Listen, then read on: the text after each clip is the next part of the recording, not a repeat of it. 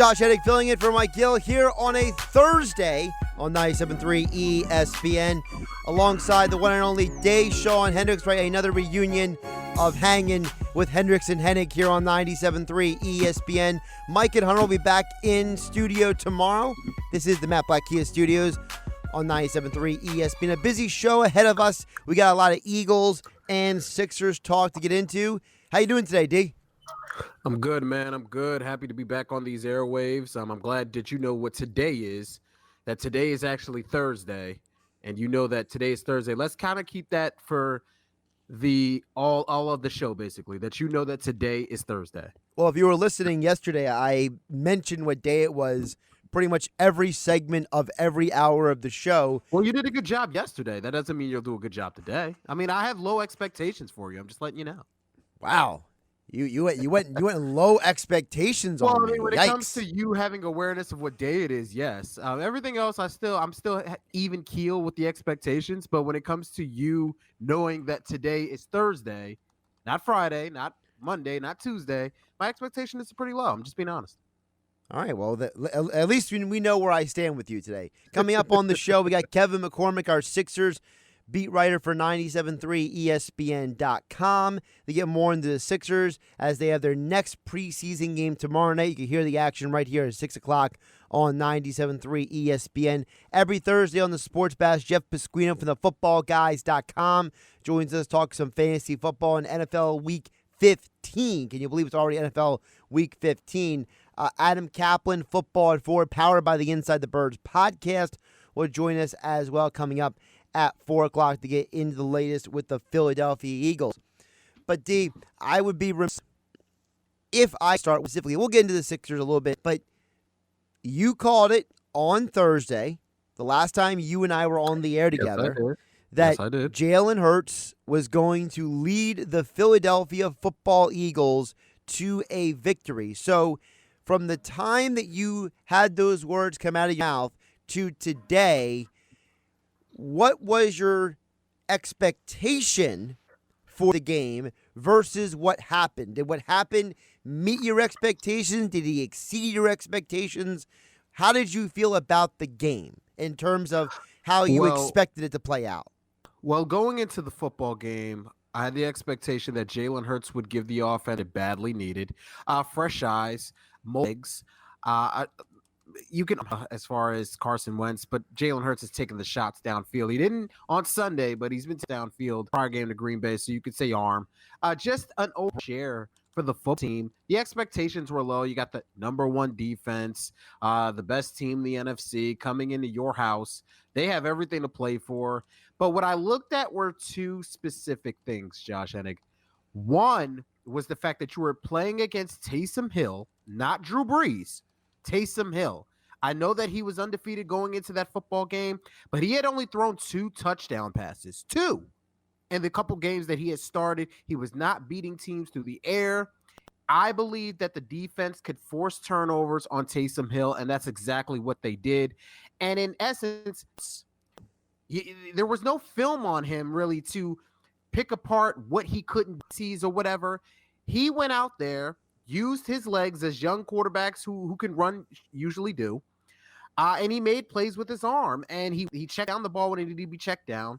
He took a shot over the middle when he needed to, and he led this football team to a win. Now, the fumble in the fourth quarter, does it concern me that much? No. The defense trying to punch at the ball. Should he be more careful? Yes, but those things are going to happen. He's a rookie quarterback. But this came out with a lot of energy, and they played well, and they got a win. And my expectations for this team has changed. Not to say that this team is a Super Bowl team with Jalen Hurts at the helm. They have a lot of injuries. They still have a lot of problems. But I do not no longer go into a game feeling like that this team doesn't have a chance in hell like I did a couple weeks ago when Carson Wentz was playing quarterback. So a couple of things there. One, and I mentioned this on game night on Monday, I'm not blaming Jalen 100% for that fumble, because that play call should have never been made. You don't ask your quarterback that late in the game to do that kind of run, right? You just tell Jalen to go back there and hand the ball off. You don't go out there and run the option or the RPO or a quarterback run or anything like that. So I don't blame him 100% for that. Is that fair?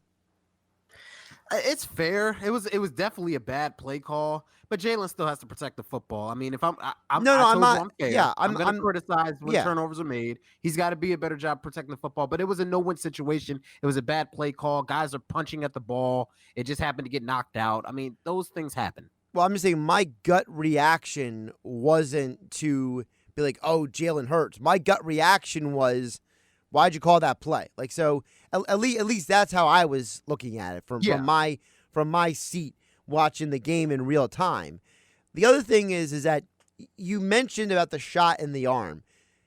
There's something to be said for the fact that this Eagles team obviously, for whatever reason, thought that they were okay and didn't understand how bad they were. It shouldn't have taken this long for them, not 100% to just say, oh, we're going to bench Carson Wentz, but to admit they have a problem. How many times have you heard me say, what's the definition of insanity, Dashawn? I'm not going to lie. I don't really remember that. The definition of insanity is doing the same thing again and again and expecting a different result. Yeah, okay. So wait, hold on. Are we going to give Doug credit? Let's give Doug credit. He called a great game on Sunday. Great game. I give Doug credit, but I also give him an ancillary bit of credit because remember who's on the coaching staff. Andrew Briner is an assistant offensive coach on this staff, and he spent the majority of his college career until this season coaching in college. He was not coaching in the NFL for the majority of the last several years. So you could tell that this was almost a NFL version of the Lincoln Riley offense on Sunday. So I got to give Doug credit not just for the game plan, the play calling, but also for them having a guy on the staff and Andrew Briner, and then basically looked like they went to him and was like, tell me what you ran in college. Yeah, all that's good, but Doug still has final call. I mean, if Doug wants to just run his offense and doesn't want to put any of that stuff in there to help Jalen and just says, hey, Jalen, run my offense. If you can do it, cool. If you can't, you're going to stink. I mean, let's give Doug Peterson some credit. We criticize Doug Peterson when he baffles through his press conferences. We criticize Doug Peterson when he looks lethargic with his play calling. Let's give credit where credit is due. Doug Peterson called a great game on Sunday, and he helped Jalen Hurts. And me and you talked about this a little bit off the air earlier. When Jalen Hurts would come off the field, Doug Peterson would come to him and they would have dialogue. Every single time. Exactly. We didn't see that with Carson Wentz. No, we haven't. And I think that that's a huge deal because I don't people say, oh, you're reading too much into it.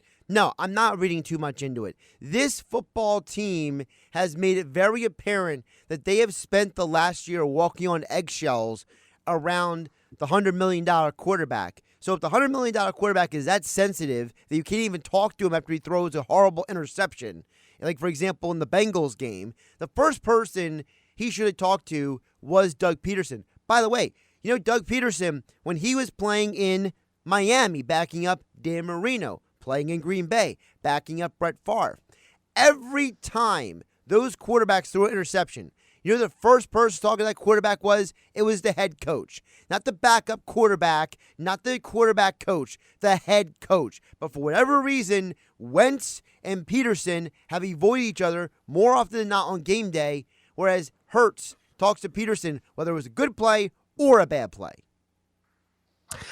Is there something to be said when you look at the marriage between Doug and Carson? Because everybody has had their opinion when they're saying that Doug doesn't want to come back if he has to coach Jalen Hurts and rebuild and kind of progress Jalen Hurts. He does want to come back if he's going to have the Carson Wentz rebuild. Like, there's a whole bunch of things going on. What do you, Josh Hennig, believe is going on with Doug Peterson? Do you believe that if Jalen Hurts plays well the rest of the year, he comes back, or do they go and get a coach for Jalen Hurts? Or do you believe that Jalen Hurts, no matter what happens, Doug's going to come back and there's going to be a competition with Carson Wentz, Jalen Hurts, no matter what happens? Doug Peterson wants to coach both guys because I don't know that he wants to be here with the Jalen Hurts, Carson Wentz dilemma. I think he wants one quarterback, and to go forward with it, no matter who it is.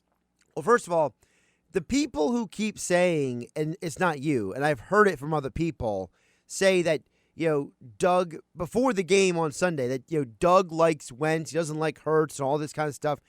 I still want to know where that came from. Who was the source that said that Doug Peterson didn't want Jalen Hurts? Because every time I see Hurts on the field, Doug's coaching him up. So Doug can't hate him that much. That was coming from more that his reluctancy to bench Carson Wentz. Like he was really trigger shy on pulling the plug on Wentz and putting in Hurts. And people said, listen, maybe he doesn't want to play Hurts. Maybe he wasn't on board with drafting Hurts. But he didn't want Hurts here. But here's the thing. Was it that Doug was reluctant to bench Wentz, or was it that Doug was getting orders from on high to not bench Wentz? See, what I honestly believe, in my opinion, when you look at this situation, I think that you had a second-round draft pick in Jalen Hurts, who, by everybody's assumption, was a project. The guy is still developing, throwing the football. The guy running around, he's a young quarterback, and you see these guys coming to the league all the time where it's one read run. They're not going through their progressions. They're not sitting in the pocket. But I think Jalen Hurts is a little bit different. He had his best throwing stats last Sunday in the pocket. You didn't really see him rolling out that much to throw the football. I think that Jalen Hurts is better than a lot of people thought he would be. Now, does that mean he's the Eagles franchise quarterback? I don't know that. Does that mean that he's the next Joe Montana, the next Steve Young? I don't know that. But what I did see and what I always knew is... All right, we're gonna have to reset Dashawn's connection here just to make sure we don't keep having this issue. So, again, Josh Hennig here, filling in for Mike Yell here on 97.3 ESPN. One of the things that Dashawn has also talked about, and that I was going to get into with him there in a moment, and we'll get into more about it as soon as he's able to rejoin us, is that one of the things with the Hurts situation that I asked him that question is when you have a situation that the Eagles have where we know that the owner of the Eagles is an individual who loved Jason Peters, and we know the owner of the Eagles apparently really likes Carson Wentz, and all those things may be true and may be realistic, but when those things happen, it's hard to condemn the head coach when there might be somebody else involved in the decision making. And when you spend over $100 million on a quarterback, you might have a situation where that quarterback may be getting preferential treatment not because of the head coach, but because of the fact that the team maybe as an organization giving preferential treatment to said player. I think we got Dashawn back now. You there, D? Yeah, I'm here. Can you hear me? We got you now.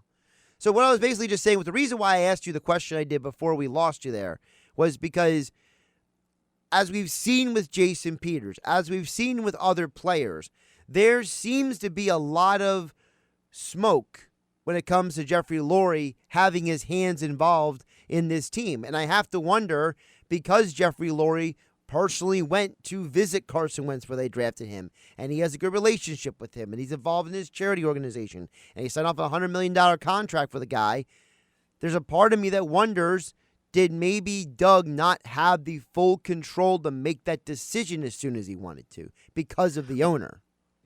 Well, I believe there's something to that. Listen, with the Eagles, it's been a collaborative effort. Howie, Doug, Jeffrey, they always seem to be on the same page the last couple of years. When you look at that situation specifically, it was a tough one.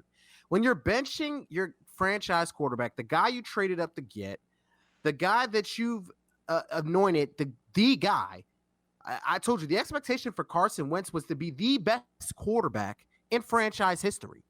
Those were the whispers after the 2017 season. So when you making that call, to the media, it means you're giving up on Carson Wentz. To the fans, it may mean you're giving up on Carson Wentz. Now, maybe the organization isn't doing that, but if Jalen Hurts shows any inkling of being the guy, you're in a situation now where it's hard to go back to Carson Wentz. So that was a tough situation, benching him in the first place. So Doug couldn't just come into the office and say to his assistant coaches, hey, I'm benching Carson Wentz. They're all going to look at him like, well, did you talk to Howie? Did you talk to Jeffrey? Because that level, you know what storm isn't going to just rain upon you. It's going to rain upon us. So no, I don't believe that he wanted to and he was held back by management. I believe that it was tough on everybody involved to finally pull the plug on Carson. On the field wise, I think they did it a little too late, but organization wise, I believe they needed everybody on the same page when it came to it.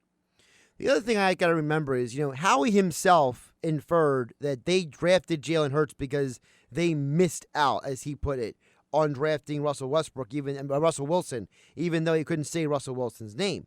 And I keep coming back to, who is the person in the building that loves Wentz? Is it really Peterson? Is it really Roseman?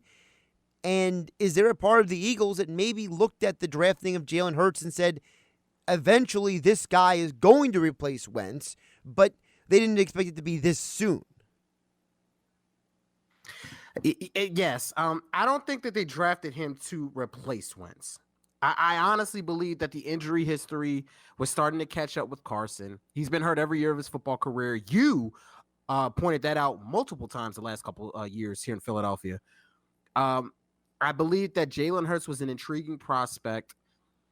He was there in the second round. Howie felt like he had to pull the trigger. Now, you can argue drafting a quarterback that high with all the other needs on the football team.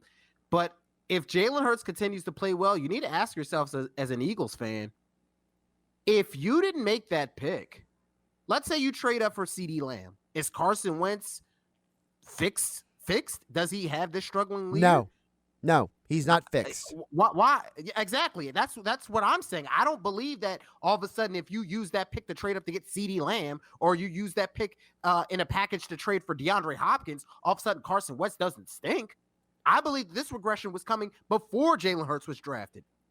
Yeah, and regression was on its way. Yeah, and really quick, maybe the regression doesn't happen as intensely as it did this year, but either way, this regression is not purely a byproduct of environment, okay? He's not Joe Burrow on a team with a horrible offensive line getting himself killed, right? He's not on a team with a head coach who's a complete loser like Adam Gase is. So he's not in a horrible environment. He's not in a horrible situation. Obviously, his teammates believed in him enough to speak out in his behalf during the week, which felt a little ridiculous at times, but I'll move on from that. The point is that he wasn't coming into a bad situation. So for him to play the way he did this year, to me, is way more on Wentz's shoulders than anybody else's. It's just a tough situation, Josh. Like, I was watching this video the other day of Carson Wentz and trying to just watch film on the things he used to do that he just doesn't do now, to just kind of wrap my head around the decline. And you just seen the bounce in his step. He would drop back the pass, have a bounce in his step, move around the pocket, make throws, run for first downs, just a lot of energy, a lot of confidence. And when you see him now, it's just a guy that looks lost. He's looking at the rush, not looking downfield. He has no confidence in his wide receivers to get any type of separation, which I think was way overblown when criticizing the tight ends and wide receivers, because we just seen last week with Jalen Hurts. Were they perfect? No. But did they get open? Yes. Dallas Goedert was open a couple times. Alshon Jeffrey even made a back shoulder touchdown catch. When's the last time you could say Alshon Jeffrey did anything of substance as a Philadelphia Eagle? Jalen Reagor got open a couple times. These guys aren't great, but they can play at this level. So the ludicrous idea that Carson Wentz was a victim of bad play around him every single game just makes no sense. Well, it doesn't make any sense this year, that's for sure. He's Dashawn Hendricks. I'm Josh Hennig, filling in for Mike Gell here on 97.3 ESPN. Mike and Hunter will be back in the studio tomorrow, talking more football on a Friday. But before we get anywhere else, D, we got Kevin McCormick joining us coming up in a few minutes. And as I mentioned yesterday, I got some juice flowing. watching the Sixers back on the court. I didn't really care about practice and Instagram and Twitter pictures. I just didn't care. Seeing them actually on the floor did something for me. And what I saw was two things. One, I saw a bunch of guys who look like they played together for the first time ever, which is understandable because guess what? It was the first time they're playing together. Second thing is I saw legitimate effort from everybody on the Sixers, from Embiid to Dwight Howard to Tobias Harris to Tyrese Maxey, Shake Milton. I mean, the whole team was actually out there playing like more like a regular season game in terms of effort than they were a preseason game. Yeah, I mean, I have my game notes from the game the other night. First of all, I'm excited to talk to Kevin. He does a tremendous job. When I look at that game, obviously the score doesn't matter. It's preseason. They're running a lot of vanilla stuff. Everybody's out there just trying to get a sweat. By the way, I do enjoy NBA preseason though more than I ever enjoyed NFL preseason. The starters play a lot longer. You get to kind of look how guys have been working on in the summer, and that's what brings me to this point. Ben Simmons, I was very disappointed. With all this new floor spacing, did I want him to rain 5 threes down, hit mid-range jumpers at a great clip? No. But the fact that he's not looking to be aggressive at all, I don't need him to go out there and get 30 points. What I want to see is a guy that's aggressive and looks to score. Maybe that'll never be his first option, but that has to be a option. And which brings me to what we'll talk about kind of later in the show with the James Harden thing floating around. Ben Simmons is what he is. It's been 5 years. 5 years, Josh, 5 years. And he has not evolved as a player. He hasn't. To me, the guy's been in the league for 4 years. Yes, he's played for 3. Oh, this will be his 4th year. He's been in the league but he missed that whole first year. And he's the same player. His best season to me was his first season. Is that too off to you?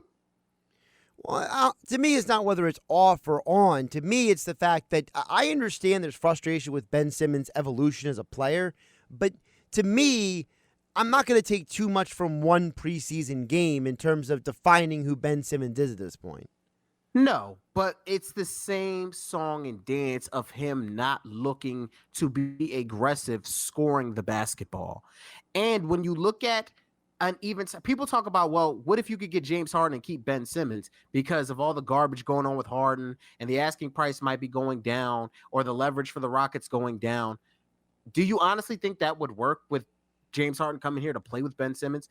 The more I look at this, can Ben Simmons truly play with a guard like James Harden, or like Shake Milton is having a breakout as far as his game so far in training camp and in the one preseason game? Could he do that if he was starting with Ben Simmons playing off the ball? Like, Ben Simmons to me is useless without the basketball, and you can't start a team every year with Ben Simmons with just 2 guys who can shoot. I mean, if you want to get the best out of the basketball team, let's say Seth Curry stinks this year and Shake Milton's playing amazing. Do you risk putting Shake Milton in the starting lineup to play with Ben Simmons? Because what it will do to Ben Simmons couldn't play with Jimmy Butler. Not because Jimmy Butler was bad. Ben Simmons didn't want to share the ball. There's a reason why Markelle Fultz was drafted back in 2017. He was the perfect guy to play off the ball. Well, once everything happened with the shoulder and he couldn't play off the ball, now he's useless because he can't play with Simmons. How many more basketball players is this team going to sacrifice because they cannot play with Ben Simmons? That's my question. He's Dashawn Hendricks. I'm Josh Hennig, here filling in for Mike Gill and Hunter Brody here on the Sports Bash on 97.3 ESPN. Of course, the PlaySugarHouse.com text board is open at 609-403-0973. 609-403-0973 to get on the conversation. We got Kevin McCormick joining us next. 97.3 ESPN.com Sixers writer here on 97.3 ESPN FM and 97.3 ESPN mobile app powered by First Bank of Sea Isle City. Josh Hennig filling in for Mike Gill along with Dashawn Hendricks filling in for Hunter Brody here on the Sports Bash on 97.3 ESPN. We'll get to your text in just a little bit later this hour, 609-403-0973, 609-403-0973 on the PlaySugarHouse.com text board.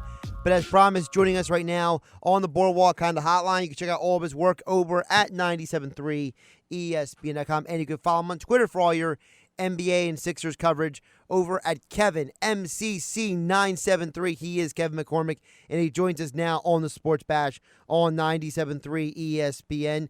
Kevin, I've spoken to Jason. I've spoken to Paul. The last 2 days, it's only appropriate that I get you on today. How you doing? I'm doing good. How are you guys? Doing pretty good. So, we're talking about, obviously, the game, the first preseason game, and obviously, there's a lot of takeaways from the game, so I want to kind of open the door for you initially to say, was there something that stood out more than anything else from that first preseason game for you?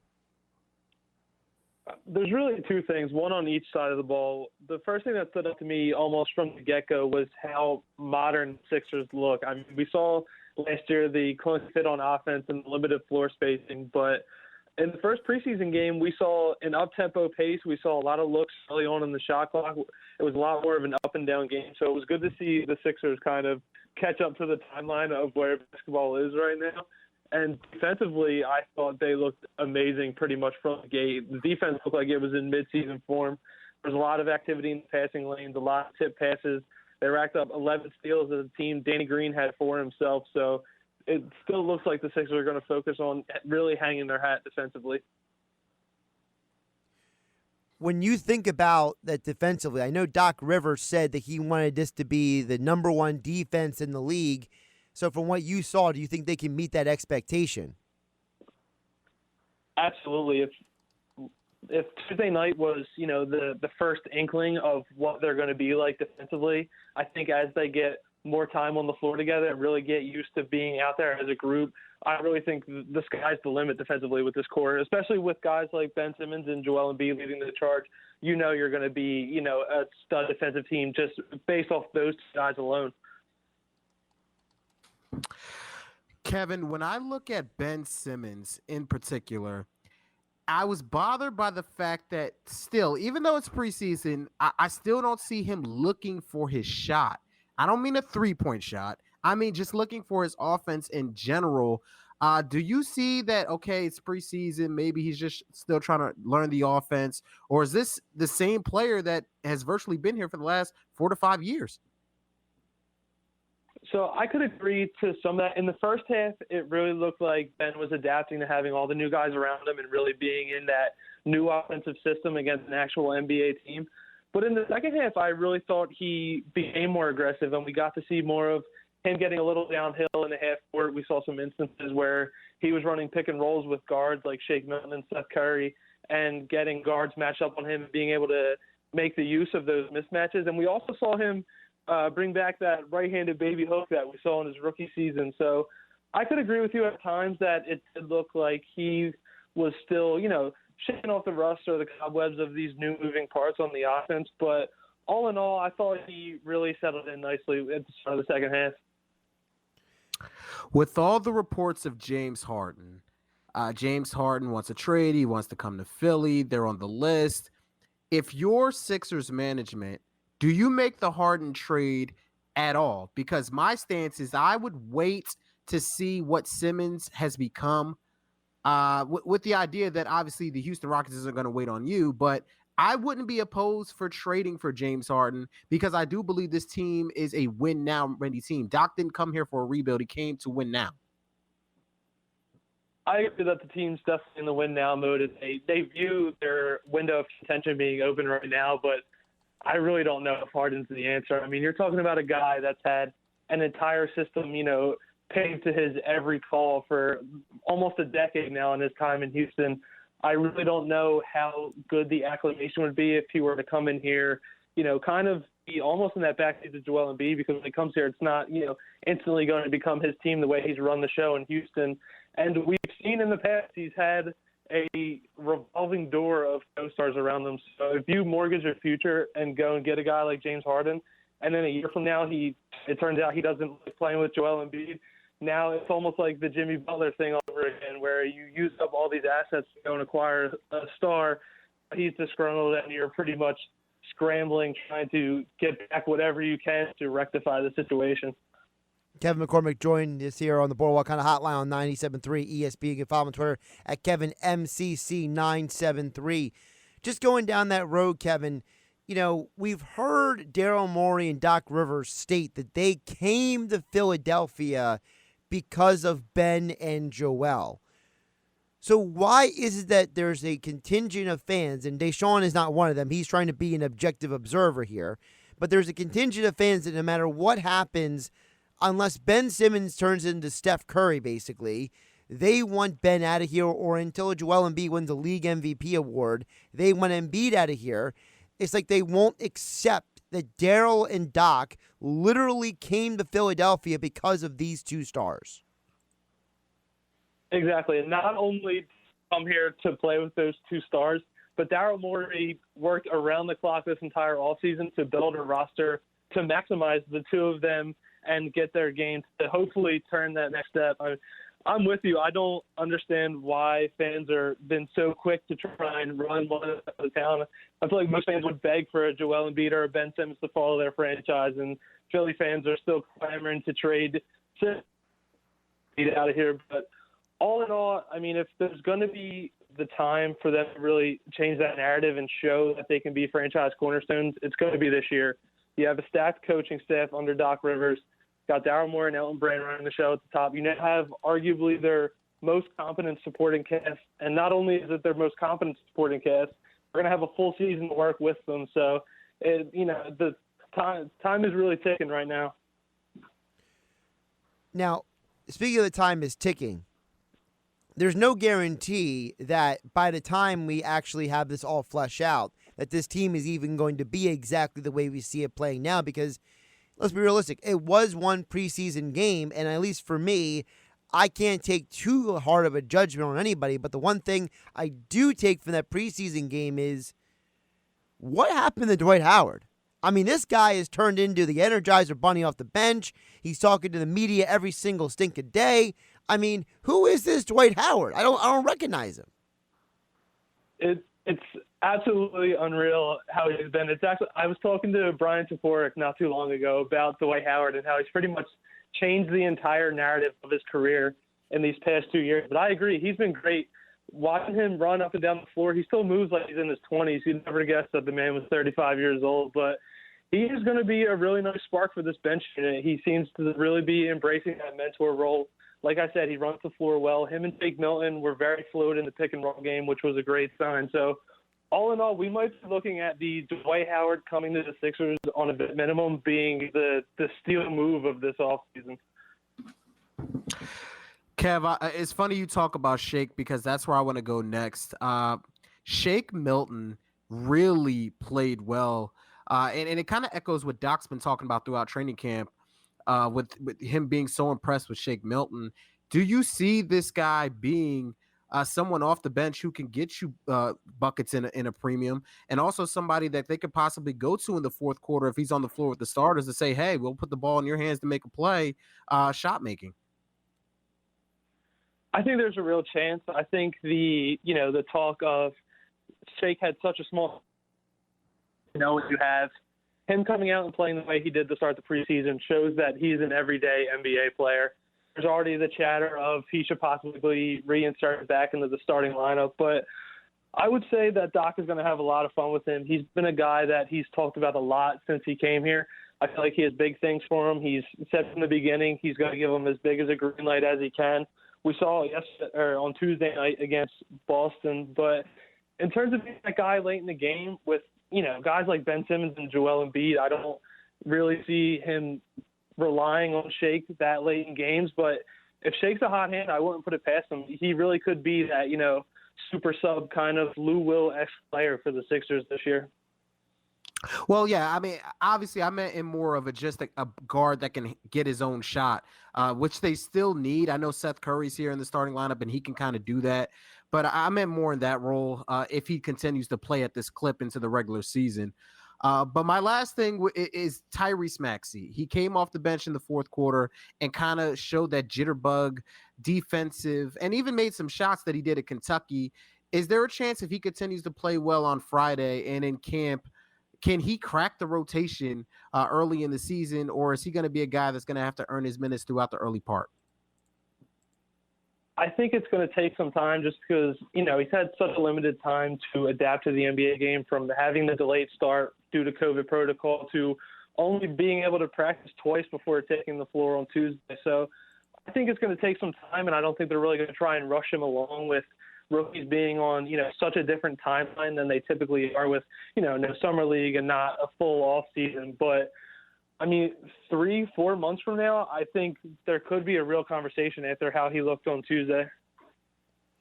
Kevin, one more for you, and we always appreciate you jumping on here on 97.3 ESPN. What are you looking for from tomorrow night's preseason game at 6 o'clock? Or just, smoothing out the edges. I think that they played well on both sides of the floor. You would like to see that same level of defensive intensity that they showed on Tuesday. But in terms of the offensive end, just smoothing things out, just working on getting more used to each other on the floor, getting the new pieces integrated, whether it's Seth Curry, Danny Green. Still like to see a lot of pick and roll. I thought it played really well, and they used a lot of different nice combinations out there. But it's more just building momentum. I feel like they're very close to being in a good spot to start the season. So if they can just use this last preseason game to smooth out the edges and use it as one last test run, I think that could be the focus. Make sure you follow Kevin on Twitter at KevinMCC973. Also check out all of his coverage of the Sixers over at 97.3ESPN.com, because realistically, we have the best team of coverage anywhere on planet Earth between Kevin McCormick, Paul Hudrick, and Jason Blevins, and nobody can dispute that, or they got to deal with me. And as all guests, Kevin appeared on the Boardwalk Honda Hotline. Well, I'm more scary than you are. Debatable. Kevin, have a good one, man. Absolutely, guys. Take care. Josh Hennig here on 97.3 ESPN, along with Dashawn Hendricks. You can follow him at Dashawn Hendricks on Twitter. I'm at Josh Hennig on Twitter. Listen, man, if you heard Mosher yesterday, he thinks I should be suiting up at safety for the Eagles based on my workout regimen. So, now, when Mosher told you this, were you near him? No, he was remotely connected. Okay, so had he had a long – I'm trying to put this in my mind just to fathom why would he tell you something like that. With those knees, the only – you know what? That was a great job by Moshe, because with those knees, you could play for the Eagles. You'll be right in the injury tent with everybody else. Hey, maybe I'll actually get him fixed for once. There you go. We got more to come in just here. 609-403-0973 in the PlaySugarHouse.com text board. Talking Eagles, talking Sixers, and more right here on the Sports Bash on 97.3 ESPN FM and the 97.3 ESPN mobile app, powered by First Bank of Sea Isle City.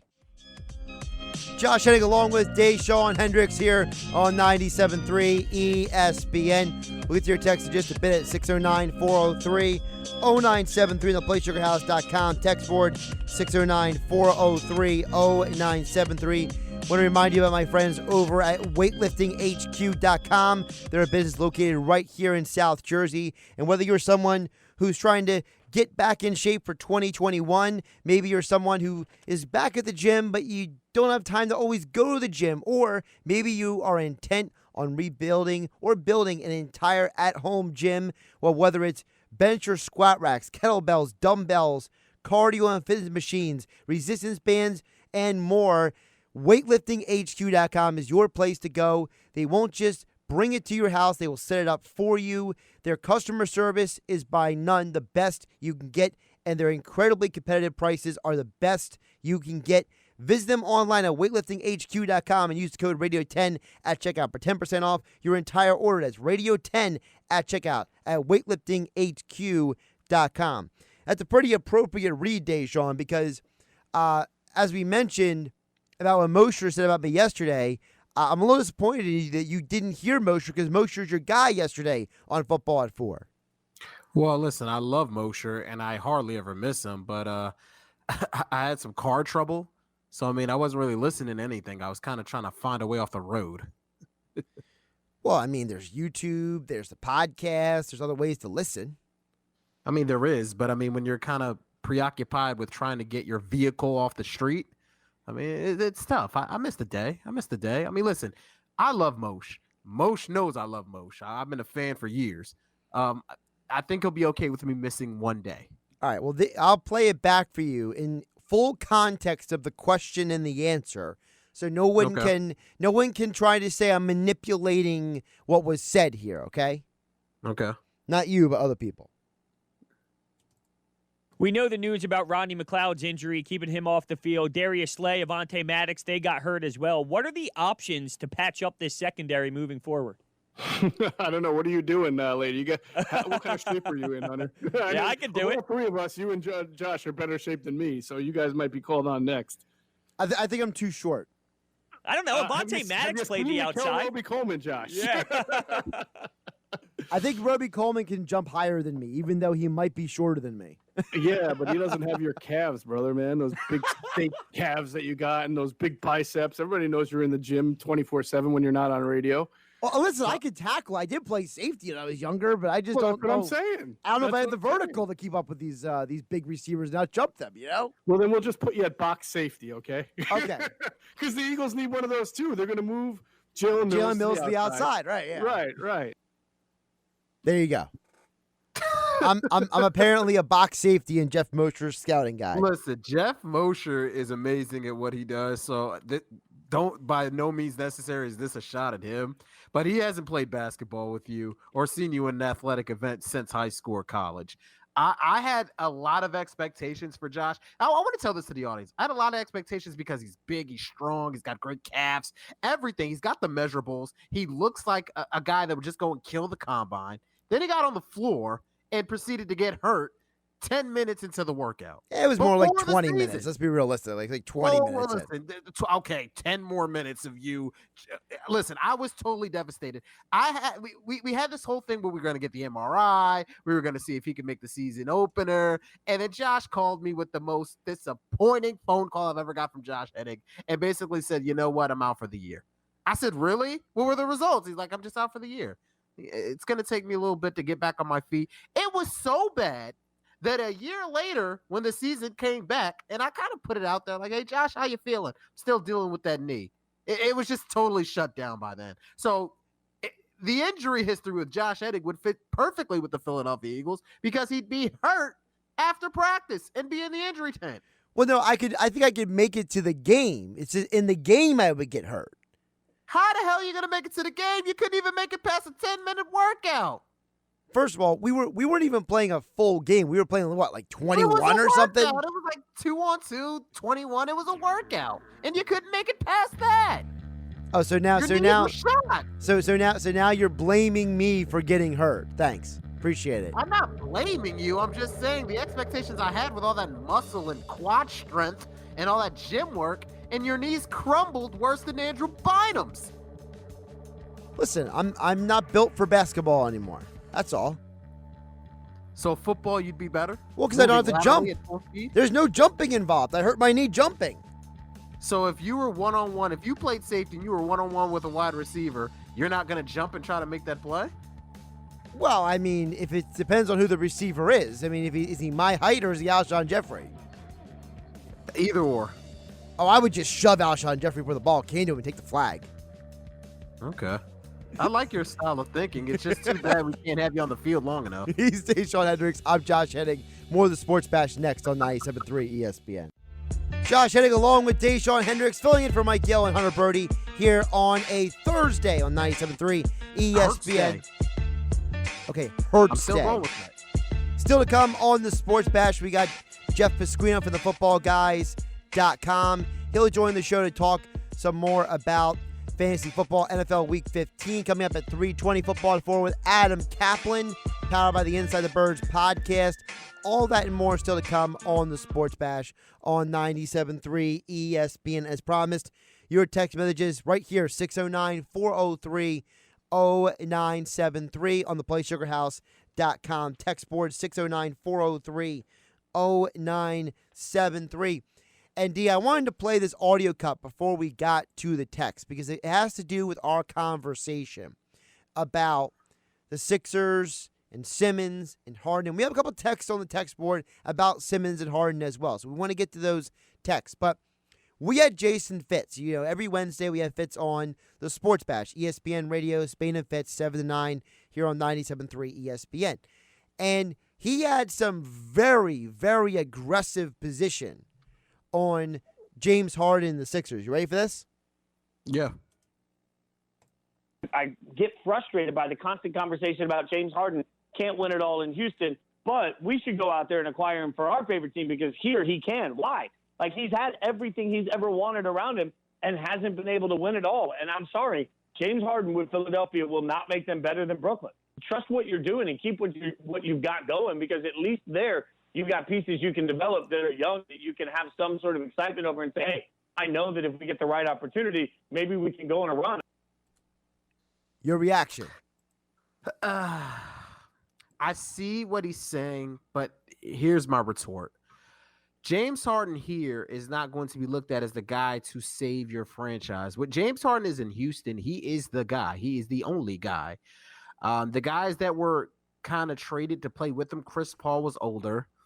Chris Paul was not the best player on the team, but he played an important role, and they got close. Chris Paul got injured. Russell Westbrook was not the best player on the team. He came in last year, and he kind of just really didn't fit. I know statistically he had a good year, but he wasn't really a good shooter, so that didn't work out. Dwight Howard, back when that was a thing, I mean, James wasn't really at the level that he is now. So, I mean, listen, I've been one of the guys who's criticized Harden the most over the last couple of years. I don't think he, as the best player, can win a title. But coming here with Joel Embiid, he would play a special role. Now, listen, I'm cool with either way. I have my frustrations with Simmons, but I'm comfortable with the Sixers going into the season with their current team and seeing what they have before I just beat the door down for James Harden. I also believe that situation is going to figure itself out to where you can probably get him on the cheap. But I wouldn't be opposed to him coming here. I believe that he would serve a purpose. His play style probably doesn't mesh that well for any NBA team, but you can't argue with the production. And he's he's an MVP. So I disagree. I think him here with Embiid, depending on what you have to give up or what you get back, can definitely compete with Brooklyn. I'm not sure that Brooklyn is hands down the second best team or the first best team in the Eastern Conference. Steve Nash hasn't proven anything to me coaching wise. Kevin Durant hasn't played a regular season meaningful minute post Achilles surgery. Kyrie Irving, we all know what goes on in that head.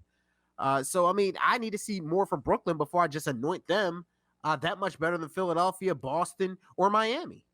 So a couple things. One, I agree with you 100% about the Nets. I've been saying for a while now that until I see the Nets go in deep in the postseason, I'm not going to believe that this creation of Kyrie and Durant is going to work. In fact, I wouldn't be surprised if the Rockets are holding out on trading Harden because maybe they're hoping that Kyrie and Durant implodes and that Brooklyn would trade Kyrie for Harden. You think they're hoping that Kyrie implodes? Well, they're hopeful. They're, listen. I think you're hoping that Kyrie implodes. No. Look, I don't hate Kyrie Irving. I just don't like his attitude, okay? I don't hate the individual. I know I'm being called a Kyrie hater right now because of my statements about him and, well, no, more than you, by people who feel like my position on him and how he's handling the media is disingenuous, intellectually dishonest. But I don't hate the individual, and I think he's a phenomenally talented player. I just wonder how this blend of Durant and Kyrie is going to work because I haven't seen it yet. So I can't declare them the first, the second, the third. I can't declare them anything best in the East because I haven't seen them play yet. So that's where I'm with you. I do agree with you on that. I think, again, I said it last week when we talked about this, about Philly being heavily involved, and I maintain that statement. I do believe that when you look at the early part of the season, the first 2 months, you want to watch two players, Ben Simmons, and you want to watch Jimmy Butler. And I say those two players for two specific reasons. One for both is you want to see how much their game has changed with the players around them. Is Jimmy Butler going to continue his hot streak that he had last year in the bubble? Is Ben Simmons going to all of a sudden look like he did 3 years ago because he has all this floor spacing? And last but not least, are those guys players that you deem well enough to fit with the guys around them? Can Ben Simmons be that big-time complementary to Joel Embiid and all the shooting? Like, can this team replicate the success they had late in 2017-18? And in Jimmy Butler's case, can his level of play continue with Tyler Hero and all those guys growing to where if you add a James Harden, all of a sudden it doesn't matter if you lose a Tyler Hero, it doesn't matter if you lose a Duncan Robinson, Kendrick Nunn, whatever, because you have Jimmy Butler and James Harden. Or in the Sixers case, if Ben Simmons doesn't kind of get to that level that you need him to be, do you really hurt that much by giving him up and getting Harden in here with possibly a PJ Tucker or somebody like that to take over the 4 role so you have a good lineup, whether you got to give up Matisse or whatever the case may be. So watch those 2 players early in the year with their teams when it comes to James Harden, in my opinion. So here's the thing with Harden, and this is the other part that you were talking about. So I am 100% on board with seeing this year play out and then determining what happens. The whole year. The whole year. Because I want to see the full, fleshed out Doc Rivers, this brand new coaching staff, Daryl Morey. I haven't seen a full basketball season with these people involved with Ben and Joel in this team. So before I make any, predisposed opinions, I can't go off of anything too early on because it's too early on. But if at the end of the year, if we're talking of a conversation in April, let's say, right, or May, and we've had more time under our belt to observe this team, and I'm not seeing what I want to see from Ben and or Joel, it's not just one guy, it's both of them, okay?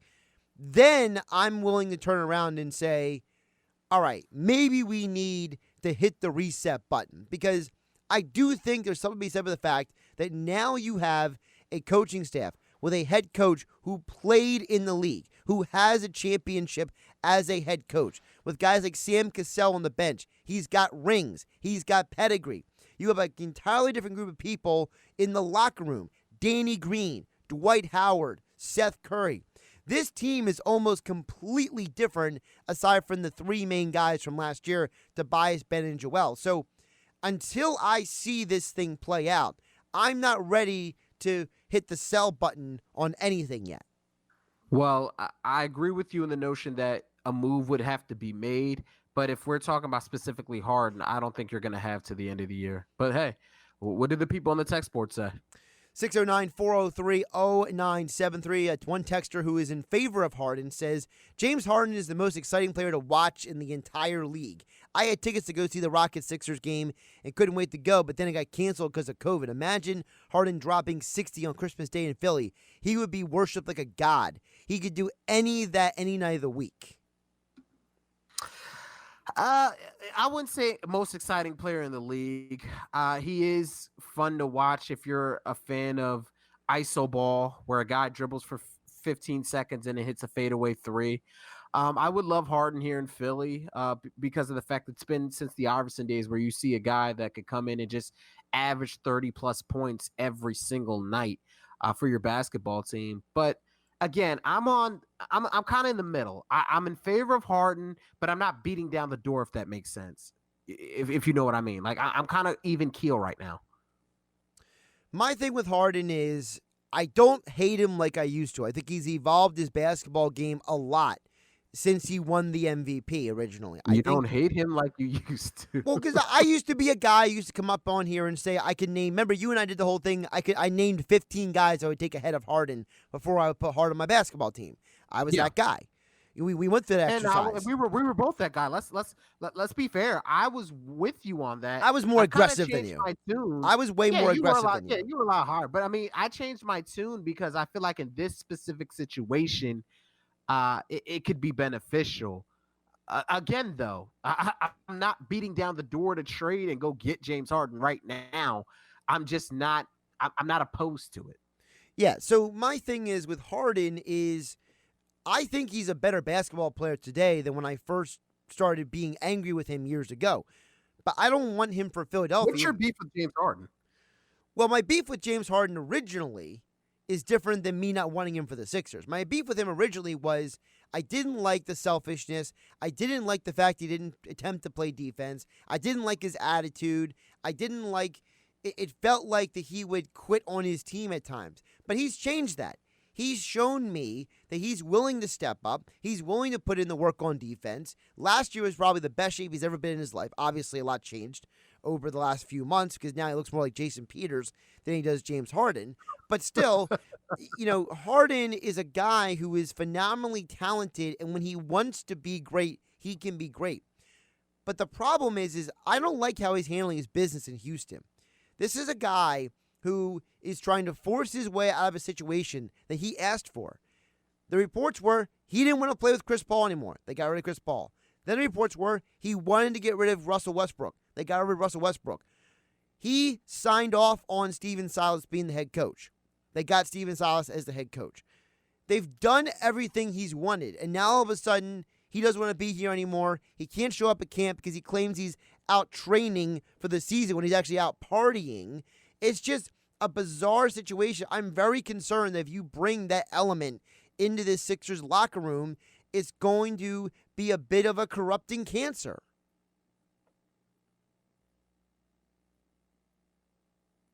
And we lost Dashawn again. Hopefully we can get him back here on 97.3 ESPN Sports Bash. Josh Hennig filling in for Mike Gill here on 97.3 ESPN. Of course, Sports Bash being brought to you by GMS Law. Make the right call. With 4 convenient locations to serve you. Visit them online at gmslaw.com. 609-403-0973. On the PlaySugarHouse.com. Text board 609-403-0973. Texters Nick from Brigantine says, I'd love to have Harden, but he's too old to give up any number 1 picks and Ben Simmons to get him. That's Nick in Brigantine. Let me see here. I think we have Dashawn back, although now D. Oh, there we go. All right. I think we got you back now. Okay. Technology just hates us today. That's why I'm giving this stuff. It's a lot going on around here, but go ahead. All right, so I purposely saved the one text for you because the one texter specifically wanted to call you out, all right? So I don't want to read a text and you not be able to defend yourself, okay? No, I'm all in. Go ahead. I want to hear this.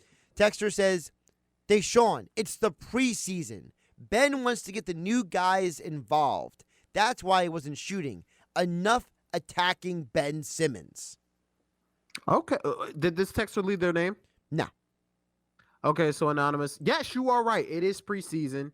Yes, maybe I'm being overly critical of Ben Simmons. I have just been fatigued with the passive aggression. I love that he has magic-like vision. I love that he is always trying to get his teammates involved, but you have the talent to be an all-time great.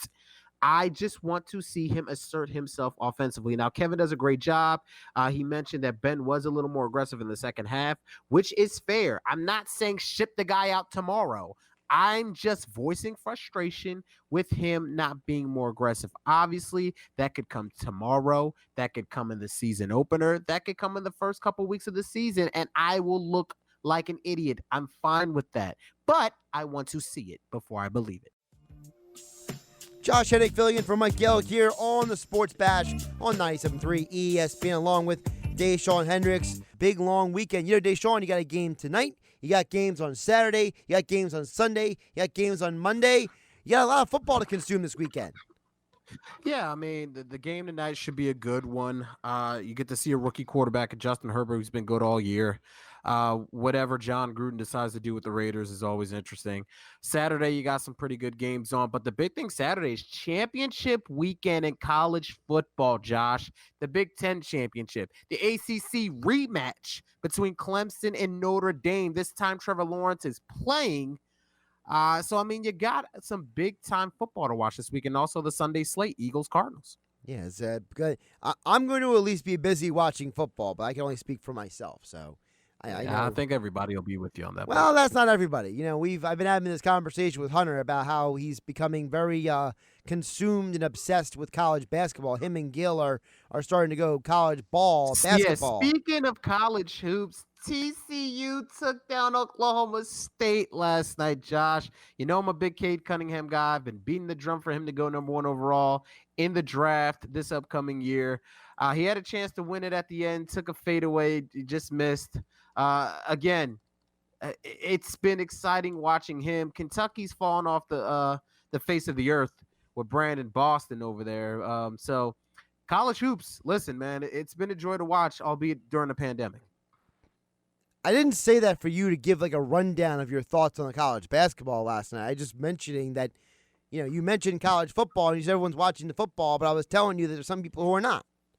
Yeah, well, I was one of those people that are watching both. It's nothing wrong with watching college basketball, Josh. You should try it. Oh, I was watching the TCU Oklahoma State game at the gym last night. I mean, it was on, so I mean, you didn't turn to it. You don't get points for that. You know, Jay Wright, I saw him get his 600th win the other night. That guy is such a great coach. I mean, I would be intrigued to see him if he ever went to the NBA. I don't know if it'll ever happen, but I would be interested to see if he can make that multi-guard system work in the NBA. I'm still confused every time I see Shaka Smart. He's got the face mask on. He has hair now, so that's kind of like throwing me off still. Yeah, me too. I was about to mention that Shaka Smart with hair is not it's not Shaka Smart to me. I mean, if he didn't have the face mask on, I think I'd recognize him a little better. But you know, all I see is a face mask and a head full of hair, and I'm like, who's the head coach of Texas? Oh, wait a minute, it's Shaka. How about Kevin Sumlin getting canned after an embarrassing loss to ASU? That was terrible. I'm not surprised because I know that he was doing very poorly in recruiting. You know, right now out there in the Pac-12, it's a 3-man race right now between Herm Edwards, Clay Helton, and Mario Cristobal for the best guys out there, and then everyone else is falling behind. And the problem for Sumlin is that he wasn't just falling behind those 3. He was falling behind schools like Utah and Colorado, and Colorado's on, their 3rd head coach in the last few years? That's a bad job. I mean, remember when Kevin Sumlin was going to come to the NFL right after Chip Kelly and be one of those guys that make the jump and look so good? I mean, what happened to him? I think that if things go away, because a lot of people are assuming that maybe Steve Sarkisian gets a head coaching job in his next cycle. I wouldn't mind seeing Kevin Sumlin go and try to rehabilitate his image as Nick Saban's next OC. Yeah, that would be interesting to see. I mean, Nick Saban rehabs everybody's career at this point. I mean, he's brought in everybody like from DJ Durkin to Sark to Lane Kiffin. He's like, come one, come all. It's like borderline ridiculous. Yeah, I mean, Lincoln Riley also had a good day, too. I mean, I know they already had the commitment from Caleb Williams, but he's that guy. I've been raving about him. I think in a couple years when he's up to go to the NFL, I think he's going to be that Trevor Lawrence, Justin Fields type prospect, the number 1 dual threat quarterback in the nation in the class of 2021. I watched some film on him. That kid can really throw the football. He's Dashawn Hendricks. I'm Josh Hennig here on the Sports Bash on 97.3 ESPN. And don't forget to pick Lily in. Proud sponsors of fantasy football with Jeff Bisquino. Piccalilli Inn on Route 206 in Shamong, the home of South Jersey's best wings. Check them out online at piccalilli.com. We'll talk more football coming up as well. Football at 4, Adam Caplan, powered by the Inside the Birds podcast. A lot to get to with Adam coming up here on the Sports Bash. He's Dashawn Hendricks. Follow him on Twitter at Dashawn Hendrick. I'm at Josh Hennig on Twitter here on 97.3 ESPN FM and 97.3 ESPN mobile app. It's free, thanks to First Bank of Sea Isle City. Josh Hennig along with Dashawn Hendricks here on the Sports Bash on 97.3 ESPN. Filling in for Mike Gill, Hunter Brody. They'll be back in tomorrow for a Football Friday. Text board is open at 609-403-0973 in the PlaySugarHouse.com. Text board, place your legal sports bets at PlaySugarHouse.com. Sign up now and then match your first deposit up to $250. Must be 21 or older to play. Gambling problem? Call 1-800-GAMBLER. 609-403-0973 in the PlaySugarHouse.com text board. Obviously, we're going to be diving deeper into the Eagles coming up next, Adam, but you brought up the college football slate, and I don't want to run out of real estate and not get to this. So I wanted to get your picks for championship weekend because college football week 16, I mean, how ridiculous is that to say? But the college football schedule is coming down to these championship games this weekend, and you were the one who picked Notre Dame to beat Clemson the first time Yes, around. I did. So Yes, I did. I am going to start with that matchup first. Will Notre Dame pull off the repeat? Yes or no? I would love to see them do it for any other reason, just to see the chaos that it would ensue. But I think Trevor Lawrence is a generational talent. He's going to make sure that his team gets a victory. I think it's going to be a close game, but give me Clemson 28-27. I too want to see Notre Dame win because I want to see the chaos, but I'm riding with you. But also, it wasn't just Trevor Lawrence that missed that game. Their best linebacker and one of their best defensive linemen missed that game as well. So I'm feeling that Clemson, they're going to be a different team in many ways. I heard this stat yesterday that, think about this. The first time that they played, they were without their leader in tackles and their leader in tackles for loss. When Clemson's full defense is out there, the projected starters, they are only allowing 1.5 yards per carry. When any of those guys are missing, they're allowing close to 5. Yeah, should be a good game, though. I'm very intrigued by that matchup, especially with Lawrence playing this time around. Yeah, absolutely. I think that makes a huge difference. I believe we're both picking Ohio State over Northwestern. Yeah, I think it'll be kind of how last year the Big Ten Championship was with Wisconsin, where they show some fight early with Northwestern, but I think Ohio State pulls away big. I got them winning this game 44-20. Iowa State versus Oklahoma. Is there revenge here or no? No. So you're saying that Iowa State's going to get this one? I think I think they're going to win the game. Yes. Okay. I'm still not sold on Spencer Rattler, but it's a conversation for another day. I love Oklahoma. I love Lincoln Riley. Again, me either. I'm not sold on Spencer. Probably the most important non-Power 5 game of the weekend is Coastal Carolina versus Louisiana. Does Coastal Carolina stay undefeated, or does Louisiana get revenge? Nah, Coastal Carolina. I got them cruising to a victory. You know, that Troy game lost me money this past weekend. I mean, Troy played them way too close. They got way too sloppy on defense, man. Oh, well, it's a bad job by you. Also a bad job by you. You haven't been giving me any parlays to play. I'm upset with you about that. Well, you're not listening to the show. That's not my fault. No, listen, I don't want to be. I have some perks, baby. I want personal Josh parlays. Well, you can always text me. Yeah. You can always just Never be looked like, at it that way. shoot me a text and be like, yo, bro, give me some picks at like 9:30 in the morning or something. Well, that's going to happen this week. Okay. You just opened up the floodgates. That's happening this week. Saturday, definitely. Sunday, yes. I'm definitely, those 2 days, look out for just a barrage of text messages from me of I want picks. I want money. Feed me. Feed me. Do we both agree that Alabama is going to crush Florida? No. I think they'll win the game. I don't think they will crush them. Alabama's good. I think Florida is going to show some fight in this game. I'm not picking them because I do believe Alabama's the better team, but it wouldn't shock me if Florida pulled off an upset. But I do believe that Alabama will come away with the win. Alabama's covered their spread for 5 straight weeks. They're on a crushing hot streak, and Florida's looked like garbage for 2 weeks. Talking heads telling me how good Kyle Trask is. Maybe this is a game where he has his Heisman moment. I don't know. Look, the way they played against Tennessee was very bizarre, but then they lost to LSU. I got no faith in this Florida team. I think that Dan Mullins is choking in the moment here. Who is your Heisman? Honestly, I would just give it to Jared Patterson and call it a day. I mean, come on, be realistic. I am being realistic. He's had an incredible year. Stop it, Josh. Listen, I love Patterson. He's not getting the Heisman. Realistically, who's your pick for Heisman? Well, it's not Kyle Trask anymore, that's for sure. And it's not Trevor Lawrence, because I think that he has had an underwhelming year between missing games and a couple games where he wasn't elite. So I guess Mac Jones. I mean, You can't give it to Mac Jones. He's not even the best player on his team. Devontae Smith, Jalen Waddle. Come on. He's not even. I still stand by Justin Fields. If he plays balls out this week, how do you not give it to him? I mean, I would be more comfortable giving it to Fields at this point than Trask or Lawrence, but that's just me.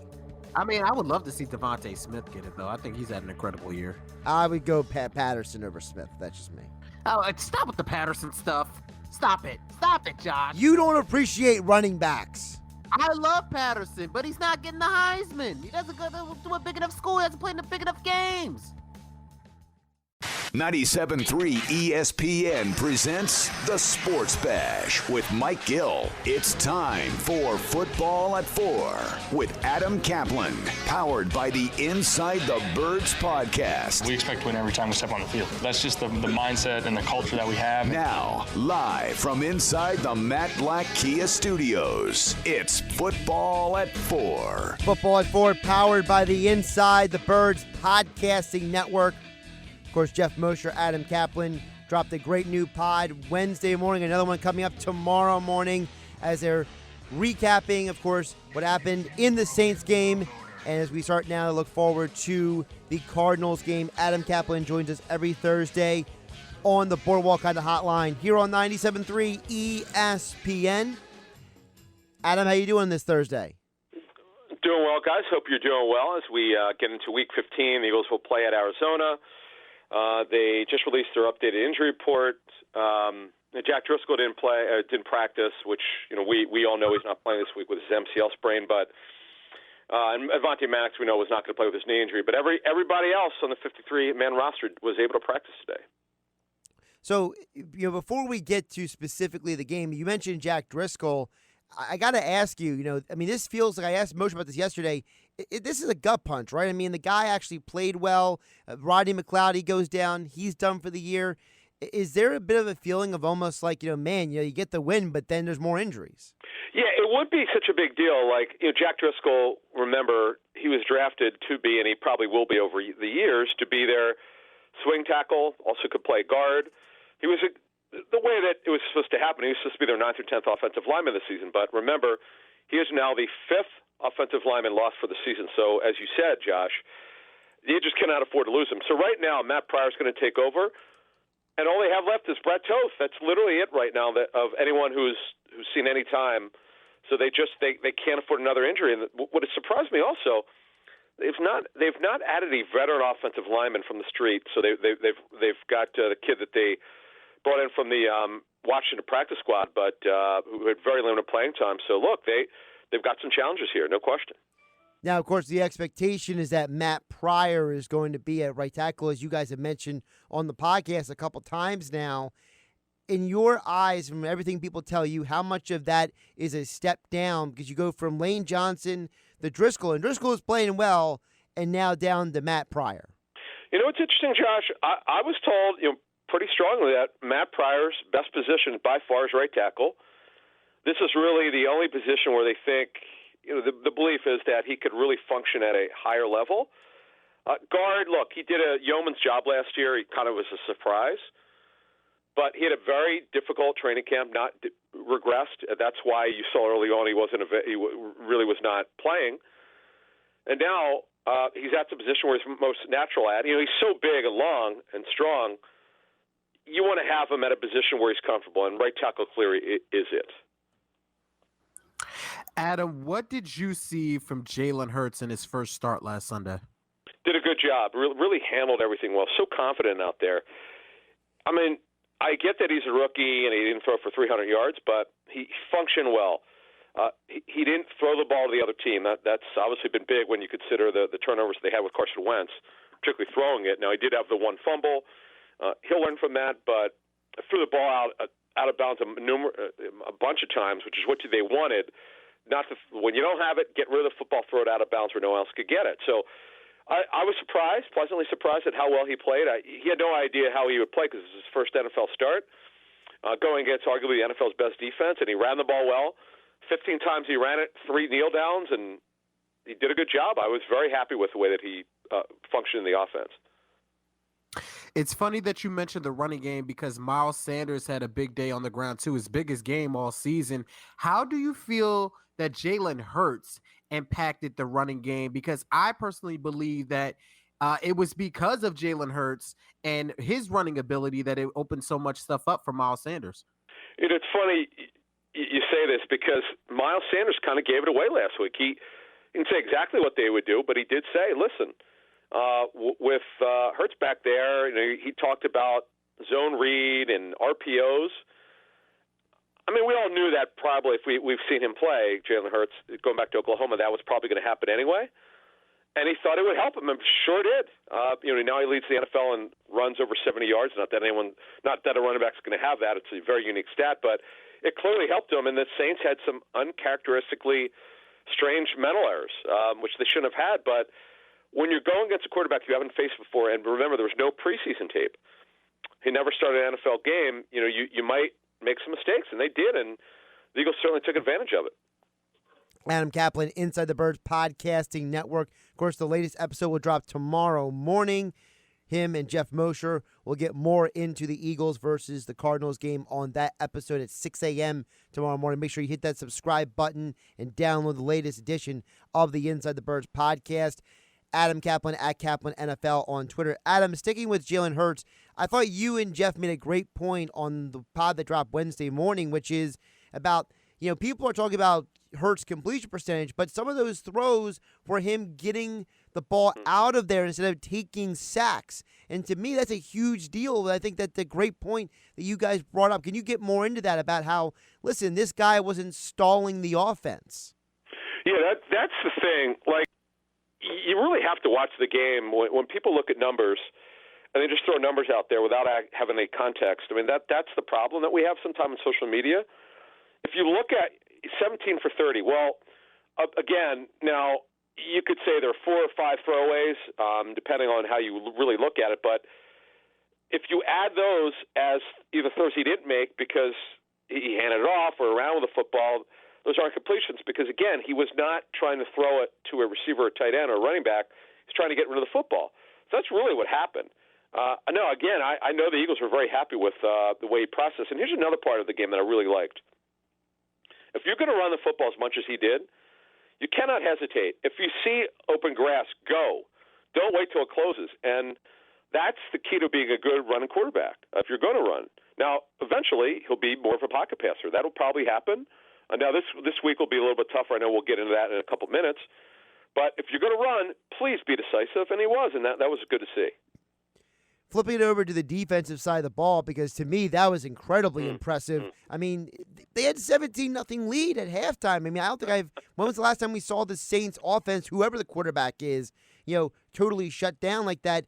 Talk about the Eagles D-line, because that was a huge game on Sunday. Look, if you look at quarterback pressures, they're the number one quarterback pressure team. That doesn't mean number one sacks. It means pressures are when you make the quarterback move off the spot. They're great with that. They just have not, as you know, and Jeff and I have complained about it on Inside the Birds, they don't force a lot of turnovers. But what they did in this game was they were relentless. I could tell that Sean Payton was not very happy in his Monday press conference with some of his linemen. He actually called them out by name, particularly Andrews Pete. The Eagles are just incredible, and Javon Hargrave was awesome. Now, he had been coming on in recent weeks, but this was his best game as an Eagle. It wasn't just a couple sacks. Relentless. Got low, got leverage, was phenomenal.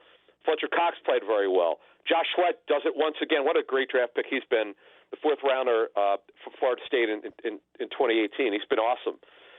So you got to give Jim Schwartz credit. Look, I know he doesn't like the blitz, and he played against a running quarterback, although Taysom Hill did not run the ball effectively. He had some nice runs, but he didn't break their back like Hurts did. And I just got to give the coaches credit. Jeff and I have been very critical of the Eagles play callers this season, but Jim Schwartz and their defense, if you look at, and he does this every season, just when you think that he's not having a good year, the numbers always come home. He's going to be in top 10 in most important categories other than turnovers. This is kind of the story with Jim Schwartz every year. Adam, the secondary played really well for the most part until the injury bug really bit them, specifically with Rodney McLeod and Darius Slay. What is the future now for these next couple games with that secondary now being moving parts again? Yes, Avonte Maddox won't play this week, and it sounds like he's going to be out a couple weeks. So that with his knee injury, this is a problem. Nicole Roby-Coleman, I mean, he obviously he sees a lot of time in the slot. He's played some outside the season, which is not ideal. He's just over 5'7". This is certainly not good. You're going to see sort of a committee. I strongly believe you're going to see Jalen Mills move back to corner. They've got a bunch of young safeties they like. Kayvon Wallace is a draft pick. Braylon Arnold and a couple other young safeties. The thing is they have the bodies at safety. It's just that they don't have any experience, and that's the problem that you have now with Rodney McCleod out for the season. In fact, he's got some fully guaranteed money next year. They could walk away from it, but they'd owe him the money. But they love having Rodney around. He's been such a great example of being a great veteran and high character guy. Does great stuff for the community. We'll see what they do once he's recovered from his injury next summer. But what you're going to see, guys, is a lot of younger players playing at the safety position. And Michael Triquette, when he comes back from his hamstring injury, he'll be there at corner because you know what? He has size. He's around 6 feet. So that's a guy they want to take a look at. But remember, he's been out for a little bit with a hamstring injury. Also on Sunday, we saw another solid game for Alex Singleton. He had 8 solo tackles in the game. Between him and Javon Hargrave, those had to be two of the biggest takeaway stars from that game on defense. Josh, Alex Singleton is maybe one of the biggest stories for their defense this season that no one's talking about. He's been absolutely phenomenal. This is quite the find. The former, we call him a CFL refugee. He's been quite the story. He's done a great job, and this guy's an every week starter for them. There's simply no way that he doesn't start the rest of the season. Great find for them. Give their pro personnel department. He doesn't make a lot of mental errors. Physical errors because he's not as talented as some other players, but he's been a great story of development. And this guy came kind of out of nowhere. I never expected this, but he's been a great story of development. Adam, this Eagles defense against this Cardinals offense. Now, Cliff Kingsbury runs that air raid type system, and he has the guy to run it with Kyler Murray. How does this defense match up now with all these guys hurt in the secondary? You got Christian Kirk, who's a big play, underrated threat, along with DeAndre Hopkins and Kyler Murray. Yeah, I'll be honest with you. This is going to be a problem because, as we were just saying, with all these guys out, they're a big, what we call 10 personnel or 4 wide receiver offense. This is going to be an issue because what they'll do is they'll spread them out, and you're going to this just gives the Cardinals so many matchups. You mentioned Christian Kirk, who's been dormant lately. Middle of the season, looked like he was having a breakout season, but he's been very quiet lately. Kirk is sort of their designated deep threat when they throw it deep. He will be that guy. And watch number 85, Dan Arnold, who was a receiver in college. He doesn't get a lot of passes. When he does, he scores. He's a vertical threat at tight end. So this is where, to me, the Eagles are – if they had everybody healthy, I thought the Eagles could steal this game. But when you look at the matchups, guys, they don't – just this issue that the Cardinals have that'll hurt the Eagles is they could spread them out. And with all these injuries at corner and safety, to me, this is going to be the difference in this game this week. And plus, with Kyler Murray being a running quarterback and the way that he runs to the edges, you got to be very, very disciplined. Adam Caplan, follow him on Twitter at Caplan NFL. Inside the Birds podcast, live right now on the Inside the Birds podcasting network. Also, the next episode drops tomorrow morning at 6 a.m. Make sure you hit that subscribe button and download the podcast when it drops. Now, you mentioned about the injuries on the defense. When you think about also for the Eagles, do they in some ways have the offense to maybe keep up with the Cardinals if this game potentially gets away from them defensively? Yeah, it's a great question. In fact, that to me is the story of the week here with Jalen Hurts because they got the big lead. They didn't ask him to bring the team back. That's really the next test, and I'm almost certain it's going to happen. I would be shocked if they got a 10-0 lead. But then again, obviously, if the Cardinals get behind, they still could score because of the issues the Eagles have in the secondary. It's a fascinating scenario here. It would not shock me if he had to throw the ball 35 to 40 times. Yes, the Eagles don't want to do that, and Miles Sanders was great. To me, as much as I love throwing the football, coming out and throwing, because that's what analytics tells you, you should do that. I would like to see a little bit more of the run game with Sanders and also Jordan Howard, who obviously was not working last week. I'd like to see him actually play this week. And then the other issue is, Hurts ran the ball 15 times. Let's take out the 3 kneel downs. How much are you going to have him run this week? That's another factor. To me, I go more to the actual running backs than Hurts this week. It's going to be a fascinating dilemma for the coaches. Speaking of fascinating dilemma, the Cardinals have a defense that's very different in terms of style and the players you have to watch out for than the Saints do. What are some of the things that concern you about the Cardinals' defense for the Eagles? Yeah, and they run a 34 front. It's not like the Eagles haven't played a 34. They did great against the Steelers. That was unfortunately when Travis Fulgham was doing well. When I say unfortunately, he's not a factor anymore, which has been bizarre to me. But when you look at the Cardinals, they're not a shutdown defense. You can move the ball against them. They've had some bad games. They've had some good games. They were terrific last week. Because what happened against the Giants is that Hassan Reddick, the former first-rounder out of Temple, he had 5 sacks. Well, look, he's fast. He's a speed rusher. You got to identify him. Remember, they don't have Chandler Jones. Other than the great Patrick Peterson, they're not very good at cornerback. So, look, you can move the ball against them. They are not a shutdown defense. You just got to be able to protect. That's what we were saying earlier. Matt Pryor's got it. He's just got to do it. He's got to do a good job at right tackle. Jordan Mailata, we didn't talk about him. He was terrific last week. He's been an unbelievable story of development for them. Their guards have to continue to play well.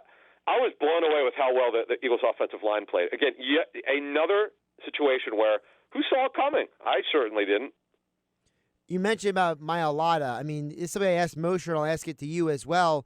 You guys talked about it on the podcast, Is there something to be said for the fact the way the Eagles have developed this guy from being basically somebody that most people had never heard of to being a bona fide left tackle for this team? Yeah, and it's funny because Jeff Stoutland, the O-line coach, really didn't want to play him early, but he got forced to. And what's funny is it's not that he didn't want to play him. My sense is he didn't think he was ready. So he relied on other players. You remember Mcleod also played right tackle this season.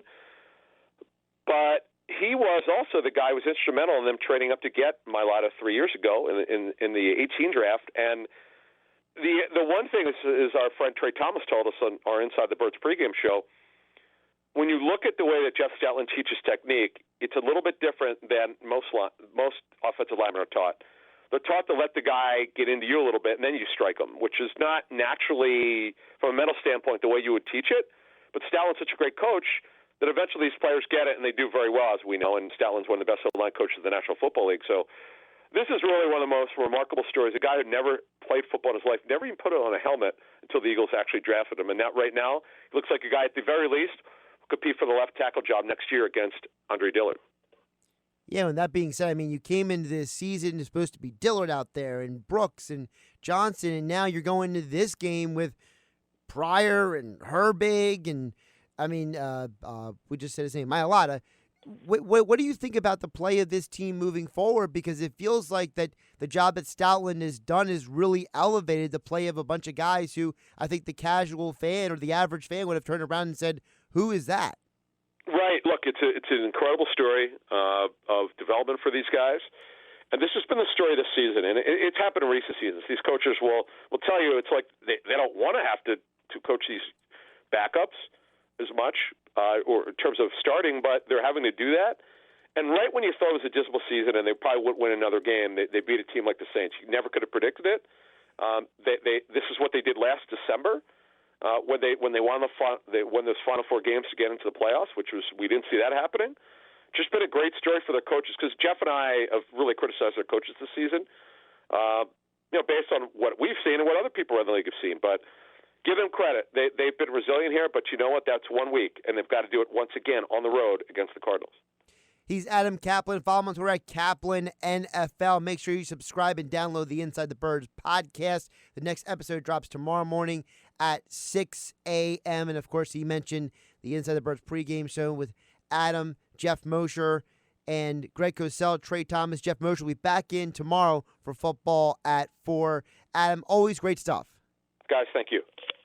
And, of course, football at 4 being brought to you today on the Sports Bash by PlaySugarHouse.com. Sign up now and match your first deposit up to $250. Go to PlaySugarHouse.com and win real money with their sportsbook along with casino games from the comfort of your home. Must be 21 or to play. Gambling problem? Call 1-800-GAMBLE. So a lot of stuff there from Adam. What stood out to you, Dashawn? Well, I mean, the secondary, and basically when he was talking about the matchup with the offense of the Cardinals against the defense of the Eagles, that is the matchup that's going to win or lose this game. Last week, I felt so confident with the Philadelphia Eagles because I believe that their defense could get the best of the Saints offense, especially with Taysom Hill at quarterback. This week, you're playing Kyler Murray. Kyler Murray can run and throw, and I put Kyler Murray in that echelon of who's got next. So you're going to have to really try to – now, listen, he hasn't been the same player if you take out last week because of the shoulder injury. So maybe you're going to get lucky, but you're going to have to put some pressure on Kyler Murray and try to get some sacks and corral him. We talked about Alex Singleton. Can he be that quarterback spy? He doesn't have the speed, but he has been playing well from the sideline to sideline. Yeah, and the other thing is that, you know, even if Murray is not running on you, the fact that you're so short in the secondaries you and Adam talked about, that's a huge deal because you got Hopkins, you got Fitz, you got Christian Kirk. They got some serious weapons. Isabella on that Cardinals receiving core. Yeah, Fitz has been an Eagle killer his whole career. So, I mean, this seems like one of those games where Fitz has like 7 catches for 119 yards and a touchdown because you're so worried about DeAndre Hopkins and Christian Kirk. The Eagles are going to have to score, and they're going to have to open the playbook up for Jalen Hurts, take some shots, try to run some of those read option stuffs, get some big plays. They're going to have to score points. Now, the Cardinals have had some games this year where their offense have looked flat. They are running the air raid. It's their second year in the offense. They're not totally polished, so maybe you get lucky, but you're going to have to score points if you're going to beat this team. And I'm not saying this to be mean, but I genuinely feel like there's a huge difference between what the Cardinals run and what the Saints run. And Adam said, listen, they've had success against this style of defense, but I just feel like, you know, the Eagles were able to take advantage of things on the Saints defense, and I'm curious to see how they adjust their game plan to what the Cardinals throw at you, because they don't have the talent on paper that the Saints do, but they've found ways to be effective when I think a lot of people thought they would be lacking a lot more without Chandler Jones. It will be interesting to see, to say the least, and it's a road game, so hostile environment, to say the least. Well, it's not going to be a full stadium, so I don't know how hostile it's going to be, but well, I mean, hostile in the effect of you have a rookie quarterback going on the road. It's outside of the comfort zone of being at home, your normal preparation. You have to travel to Arizona. That defense is going to be putting their ears back. Hassan Reddick, Budda Baker, those guys have made plays. It's going to be a situation where you're going to have to be aggressive. You know, one of the things with Hurts is so impressive, and that is the guy has so much poise. Nothing phases him. So I'm going to be interested to see, can he keep doing that? I think he can. I think he's more than capable of continuing to be that, you know, consistent presence for this team on offense, because the one thing we saw from him all through college, and it continued this past Sunday, Dashawn, is nothing gets this guy. He's always going to go out there and try to put his team in the best position to win. The Cardinals blitz the 5th most times in the NFL. Last week, obviously, Jalen Hurts played well when he was blitzed. He was 7 of 10 for over 100 yards and the touchdown when he was blitzed. So that calm, cool demeanor that you were just talking about with Jalen Hurts is definitely going to be put on display against a team that likes to bring pressure on the quarterback. Josh Hennig filling in for Mike Gill, Dashawn Hendricks. Thanks to him for joining the show today. I got you the rest of the way. 609-403-0973, theplaysugarhouse.com text board. Mike Gill, Hunter Brody back in tomorrow for a Football Friday edition of the Sports Bench. A busy show tomorrow because they don't just have Sal Pal Friday. They don't just have football at 4 with Jeff Mosher, but they'll be talking about the Sixers preseason game tomorrow night, 6 o'clock, right here on 97.3 ESPN. Of course, tonight on 97.3 ESPN, we have Thursday football. We have the Chargers versus the Raiders.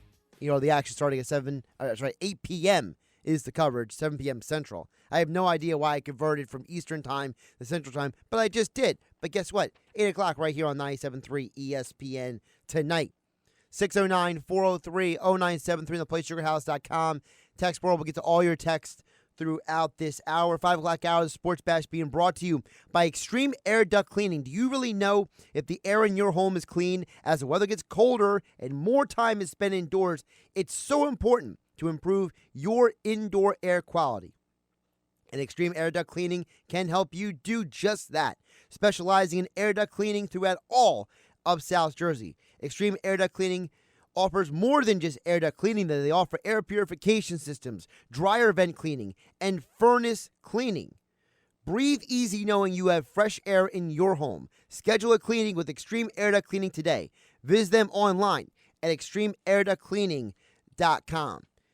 I'm just going to follow up on that point there. Extreme Air Duct Cleaning, if they can take care of the situation with that dryer vent cleaning, that's a big deal. You know why? Because I used to live in a house where I used to have to crawl into a crawl space in Sea Isle City, and you have to crawl halfway across under the house with a flashlight. Try to make sure you don't smash your head into something else under the house. Find that vent cleaning under the house, because the washer and dryer was almost like smack dab in the middle of the house. So guess what you gotta do? You gotta crawl under the house, into the middle of the house, and try to clean that thing. Trying to not smack your head against the pipes and everything under there. It was not a fun experience, to say the least. I do that at least every couple of months. So just for that reason, Extreme Air Duct Cleaning can help you guys out. All right. 609-403-0973 on the PlaySugarHouse.com text board. 609-403-0973. We touched on the news a little bit earlier in the show with Football at 4 with Adam Caplan, but I want to update you guys on the Eagles injury report right now. Jack Driscoll, who's already been ruled out for the season, he was one of the 2 DNPs at practice today. Avonte Maddox also did not practice, but everyone else was either a limited or full participant at practice, which is great news for the Eagles because you're going to need as many healthy guys this Sunday as humanly possible, okay? Graylin Arnold, you have Rudy Ford is practicing. He's missed weeks now. Michael Jacquet, he practiced. Darius Slay, he's on the field. So at least many guys as possible are on the field practicing, because I have serious concerns about this Eagles team ability to handle this Cardinals offense. This Cardinals offense is no joke, folks. I know that some people in the media on the national shows are trying to say, oh, well, they figured out his Cliff Kingsbury's offense and all that kind of garbage. Listen, I don't want to hear that, because it doesn't matter what they did one week to the next. This team is dangerous because they're healthy, okay? They may not be one of the best teams in the NFL, but they are certainly a dangerous team in the NFL, all right? When I look at the Cardinals this year, you got to realize that this is a team that has already put up 358 points this year. That's more than any team in the NFC East. The only teams that have scored more points than the Arizona Cardinals this year in the NFC are the Seattle Seahawks, the Tampa Bay Buccaneers, the New Orleans Saints, and the Green Bay Packers. And that is it. They've scored the 5th most points of any team in the NFC. And just by comparison, if you flip it over to the AFC, you know how many teams have scored more points than the Cardinals this year on total on the entire season? There's 5 NFC teams. Just 5. This is a high-powered offense. And I know some of these so-called experts on television are trying to tell us that the league is starting to figure out Cliff Kingsbury's offense. Let me tell you something. The only teams in the AFC who have scored more points than the Arizona Cardinals, obviously the Kansas City Chiefs, the Tennessee Titans, the Indianapolis Colts, the Baltimore Ravens, and the Buffalo Bills have scored 1 more point than Kyler Murray and the Cardinals. So I have serious concerns about how the Eagles secondary, if they're not healthy, no Rodney McLeod, he's done for the year. Avonte Maddox, he's trending in not to play. Darius Slay, limited participant at practice.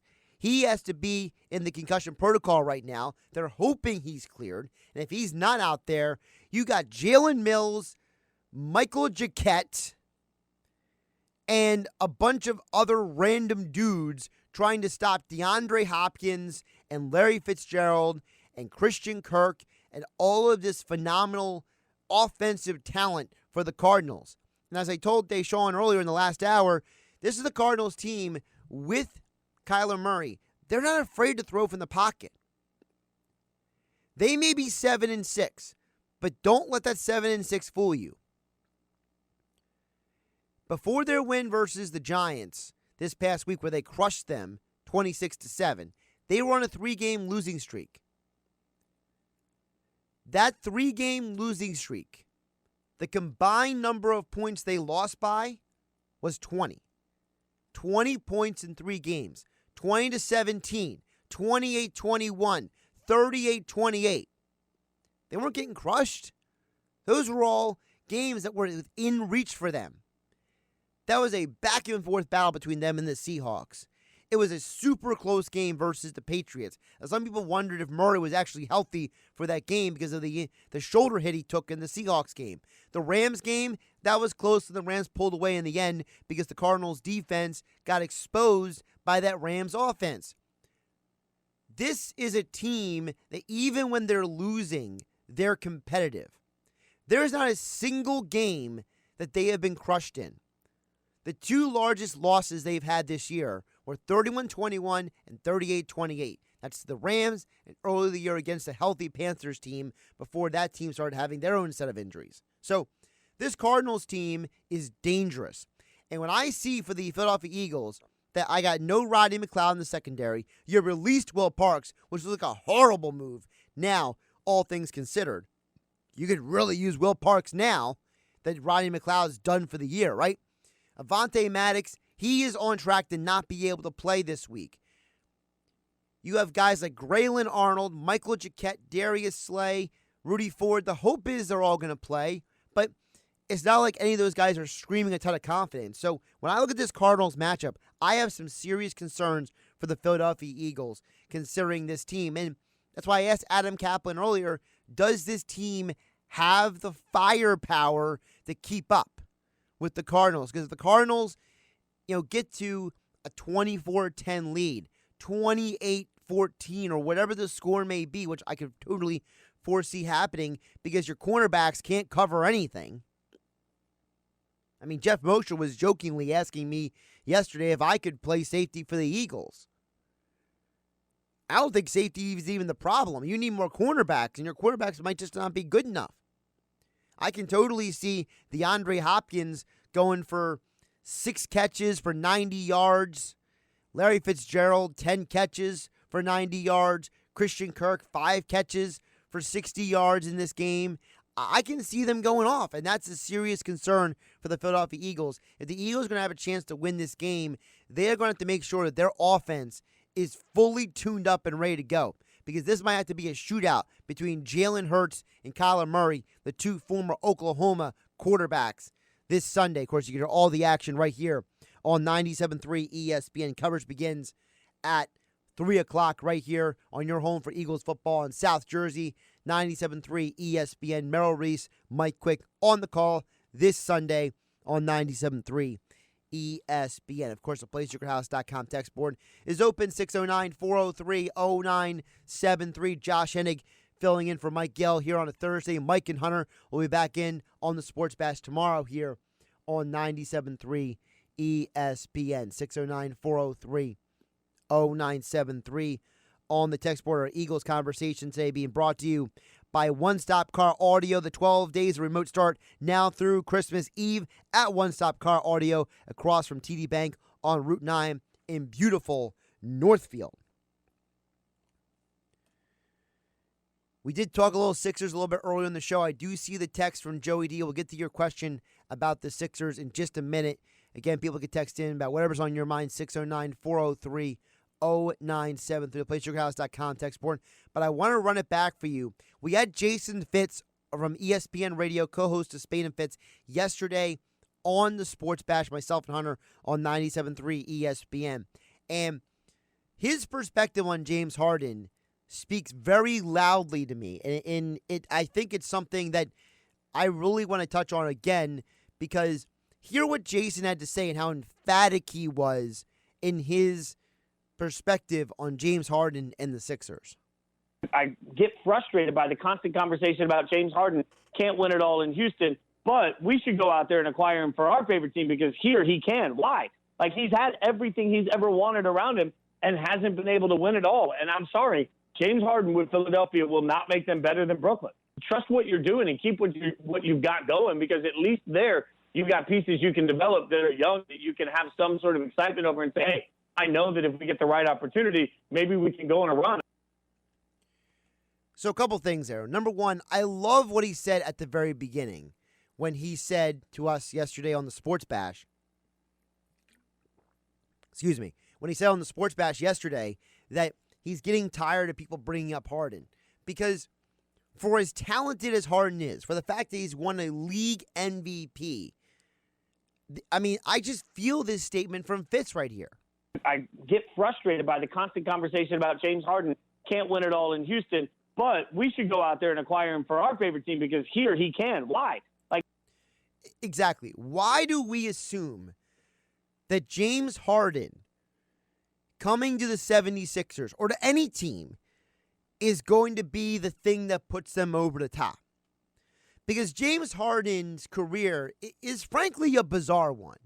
James Harden's career is arguably one of the most unprecedented things I've ever seen in professional sports. He was a Sixth Man of the Year and a key contributor on the Thunder team that went to the NBA Finals that would lose to the Miami Heat. A few years later, because the Thunder chose to give their long-term contract extensions to Durant and Westbrook, and they weren't going to give that contract extension to Harden, they agreed to trade him to the Rockets. And then the Rockets turned him into their centerpiece of their team. And he went from being, a very good six-man, borderline, high-level starter to becoming a superstar. And he has this incredible success in Houston, but part of his success in Houston was predicated on the fact that this is a guy who, for that team in Houston, was a volume scorer. He wasn't a guy early on in his tenure in Houston who was making his teammates better. He had horrible body language. He had to grow up. He had to evolve. And even when he won the league MVP, it was kind of a bad look for the league, because what you basically did is you voted on a guy who had gaudy stats but wasn't really the most valuable player, okay? To me, that MVP award means if I take said player off his team and put him on another team, does that take 10 to 20 wins from one team and put it on another team?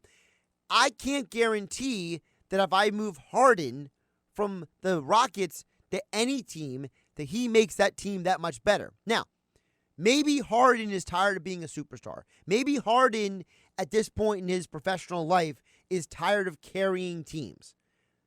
So maybe if he's willing to be more of a secondary player and not the number one piece, maybe that's where he can succeed, where he has not been able to in Houston, where they got within one game of the NBA Finals. But even then, they got there because of Chris Paul. They didn't get there because of Harden. Harden needed other guys to step up. And when Chris Paul went down with an injury, it was a huge, huge loss for them. So, to me, I love the question, how are we sure that if Harden didn't come to another team, that he's going to automatically make that team a contender when the Rockets did everything he wanted? He wanted another superstar. They got Chris Paul. He didn't want Chris Paul anymore. They brought in Russell Westbrook. He didn't want Westbrook anymore. They went out and brought in John Wall. When Mike D'Antoni left, they asked him, who do you want as a head coach? He confirmed Stephen Silas. They gave him Stephen Silas. Now all of a sudden he went out of town? They gave him this huge contract. He was willing to stay in Houston. Now all of a sudden he wants out. Got 3 years left on that deal. What am I missing? If you haven't had a chance, if you read that article at ESPN.com by Tim McMahon, who covers the NBA and specifically the teams in Texas, the Rockets, the Spurs, and the Mavs, he details how this organization has bent over backwards for Harden. And some may say, well, teams do that for a lot of superstars, but not to this point. I mean, Harden is sitting there late for practices. He's dictating travel schedules of the entire organization. He's dictating practice schedules. And when you have a head coach like Mike D'Antoni, who's a little bit more laid back, is not going to be demonstrative and force his will on the organization, Harden's gotten his way for a long, long time. And at some point, Harden just wasn't able to get the job done. Now, maybe, as Mike Gill would say, we've heard Mike Gill say this numerous times over the last few years, is fill-in-the-blank player the number one guy on a team that wins a championship? I don't think Harden is. So maybe he does have to go to another team to win a championship. Maybe he does have to be a secondary guy. Maybe he does need to be that other guy. The problem is that for a team like the 76ers, does that mean that he is going to be the piece that takes you from being a good contender to an elite basketball team? Because I agree with Jason Fitz. I don't know if Harden makes his team the best team in the Eastern Conference, because the Bucks did get better. Drew Holiday is a huge upgrade at that other ball handler position for the Bucks. You know, George Hill is a good player. Eric Bledsoe is a good player. They're not Drew Holiday. Drew Holiday is an all-star, perennial, high-level player in this league. You upgraded big time in that backcourt. So now Giannis has less pressure on him as the league reigning MVP back-to-back years. So I don't think getting Harden makes Sixers better than them. The Miami Heat are basically the same team they were last year. They are solid. They are very good. They're only a year better. I think Bam Adebayo is an ascending superstar in this league. I don't know if Harden 100% makes him better than them, and I still believe that Jimmy Butler, he's going to win the psychological game against you 9 times out of 10. So you need to have more than just a volume scorer next to Embiid out there in order to beat the Miami Heat.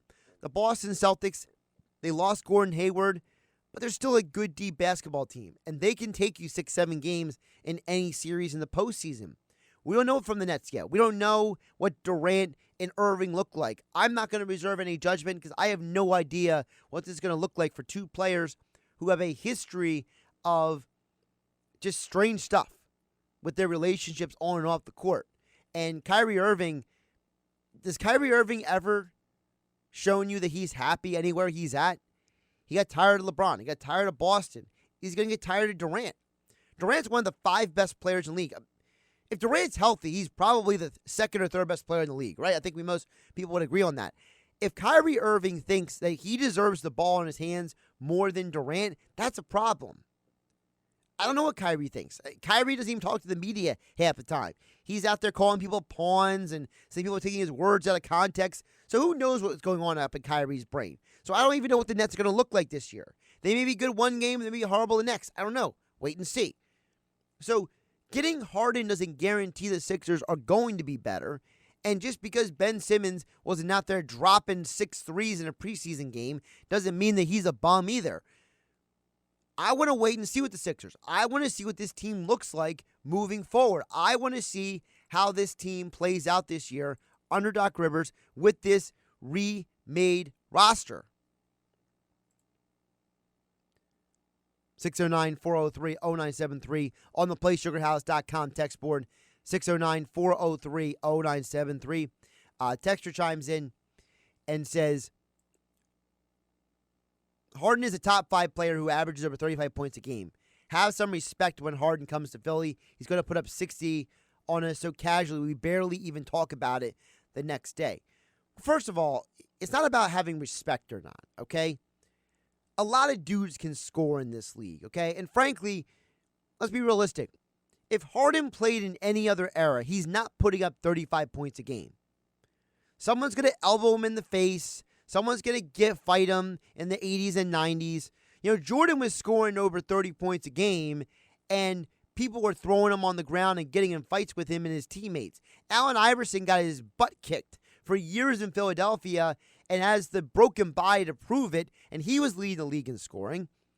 Just because you score a lot of points doesn't mean that I'm supposed to be here and act like I'm loving the fact that you're coming to Philadelphia. I don't know what Harden looks like outside of Houston.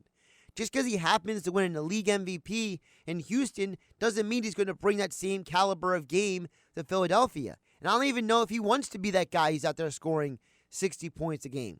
There's been times that he's made some very bizarre comments about the fact that he has said numerous times, well, I have to do that. I have to go out there and score. Nobody else is scoring. He makes these comments, and it makes you wonder, does he really want to be that guy?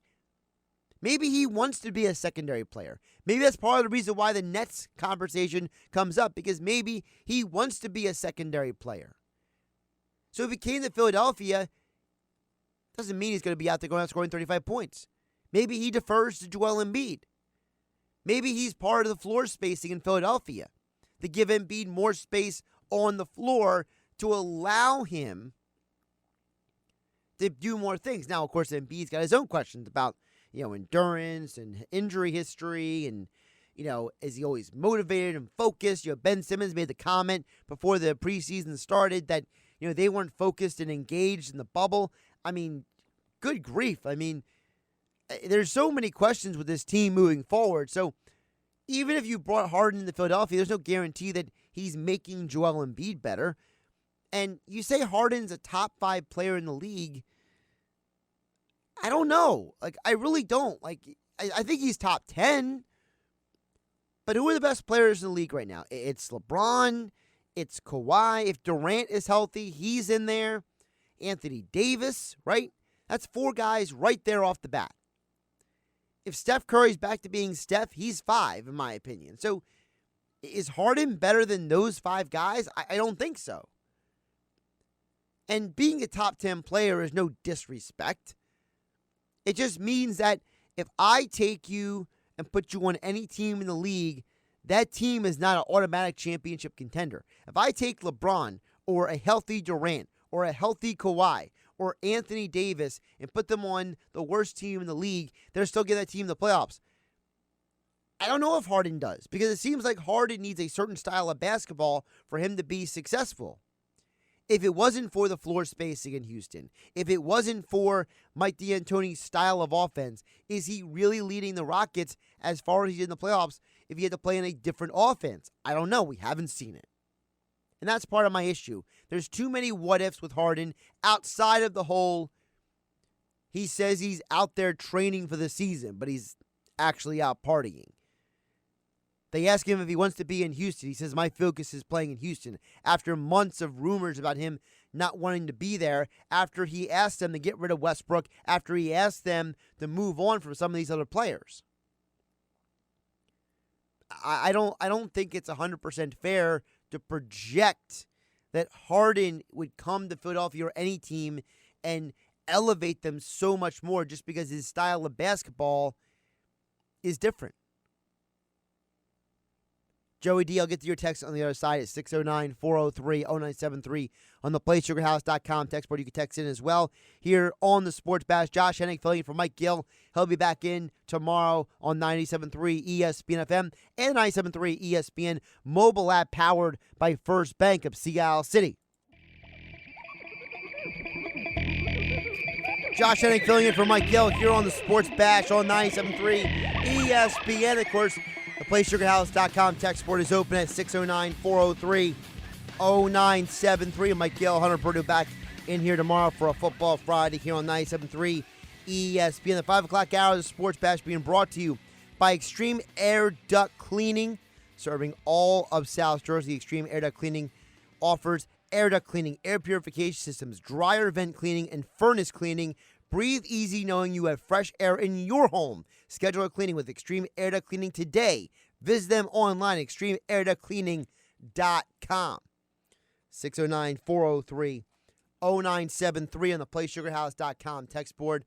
I promise I would get to Joey D's text here because I thought it was a very interesting text. And I wanted to shortchange you, Joey D. I didn't want to just read your text and move on with life kind of thing. So Joey D says, Josh, do you think the 76ers finally have the true point guard depth with trades to compete in the NFC East to take pressure off of Ben Simmons? It's Joey D. and Ventnor. Well, Joey, it's an interesting question because it's also a layered question, because the larger question is, number one, do the 76ers think that Ben Simmons needs to play with a true point guard? I think that is one of the bigger questions, because when you think about the 76ers, we don't know exactly what kind of offense they're running yet. When I see that Ben Simmons, the way he played on Tuesday night, I don't really know what offense they're running yet. I don't know if they're really running the ball through Ben Simmons, if they're not running the ball through Ben Simmons. Doc Rivers was very overt in saying that they did not run any plays for Joel Embiid, but Embiid happened to lead the team in shots. So what does that really mean? Does the next preseason game mean they're going to run the ball through Joel Embiid now?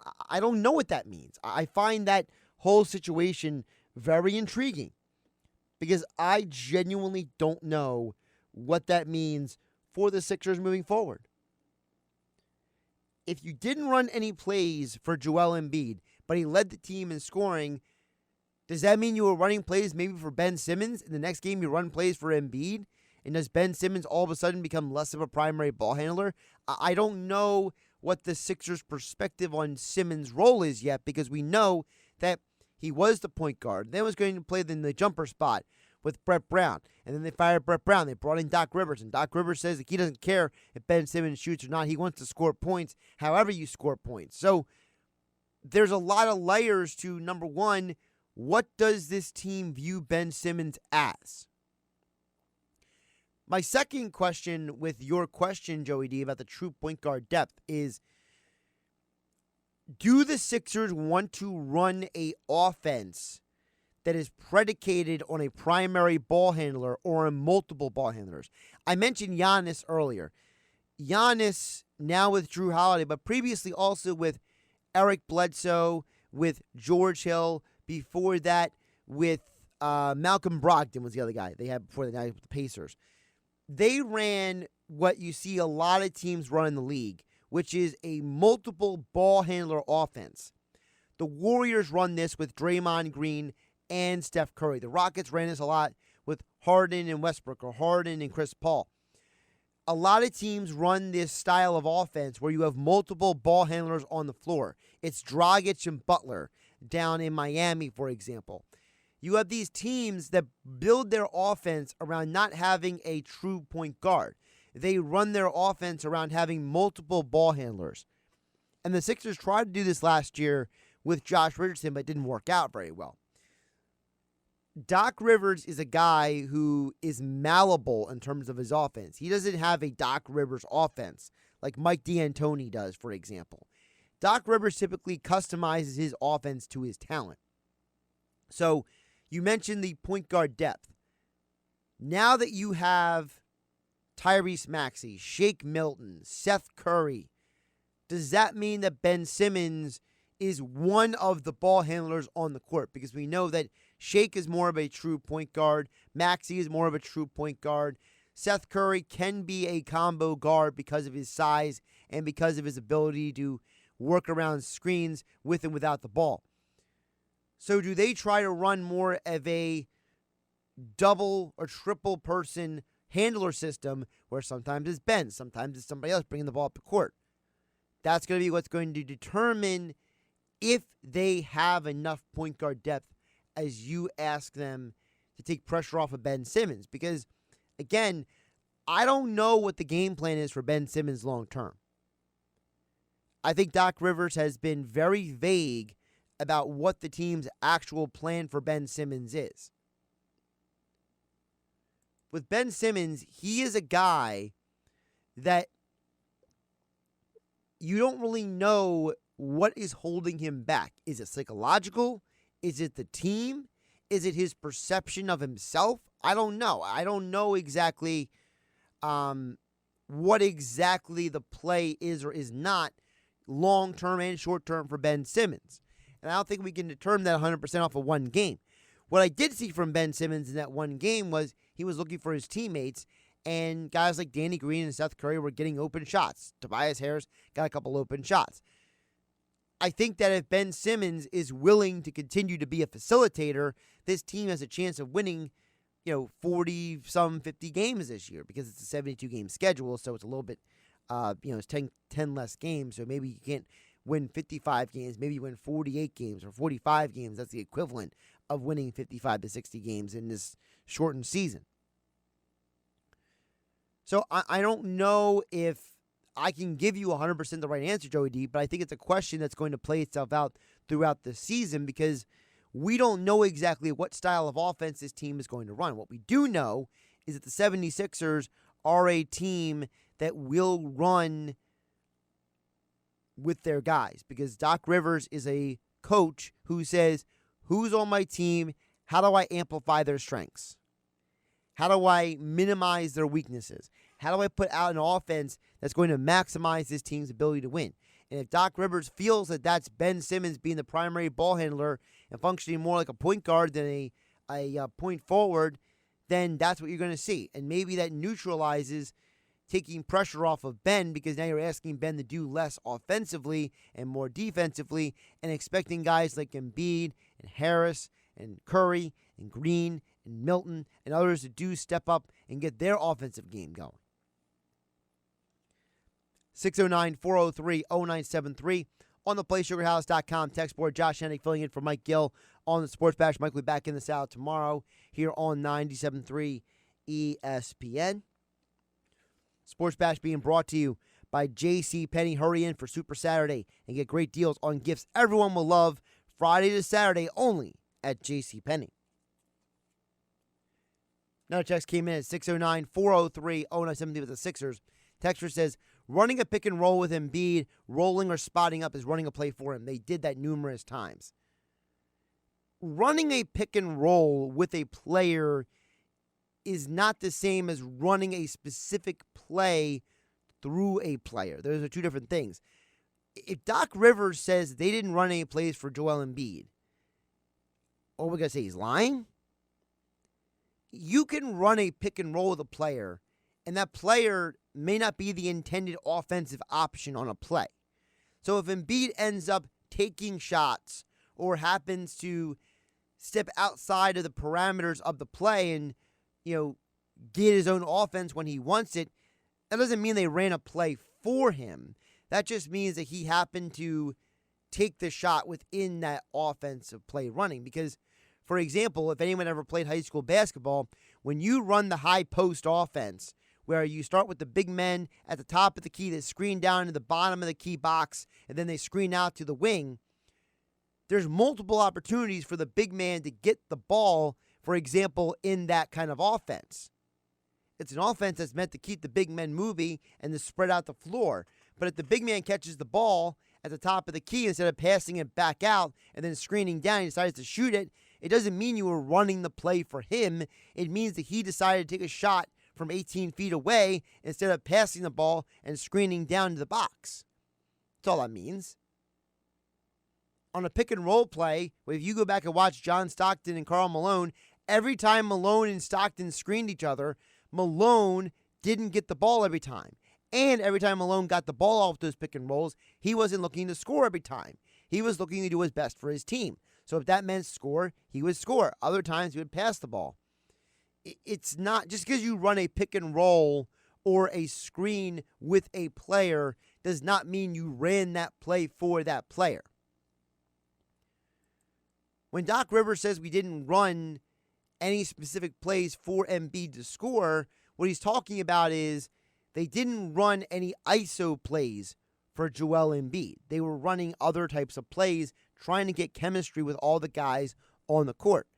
And my point is that Embiid ended up with leading the team in shots that night because Embiid said, I am going to shoot. Now, at least 2 of those threes he shot, I would have advised against it. He maybe should have attempted to get closer to the basket and then tried to see if he could pass the ball off. But you know what? It's 2020.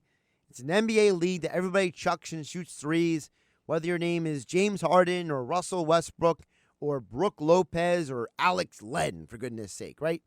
I mean, guys are just shooting shots no matter what. So, you know, I can't read too much into Embiid shooting the way he did the other night because it's part of the game today. It's part of the world that we're living in with the way the sport is played.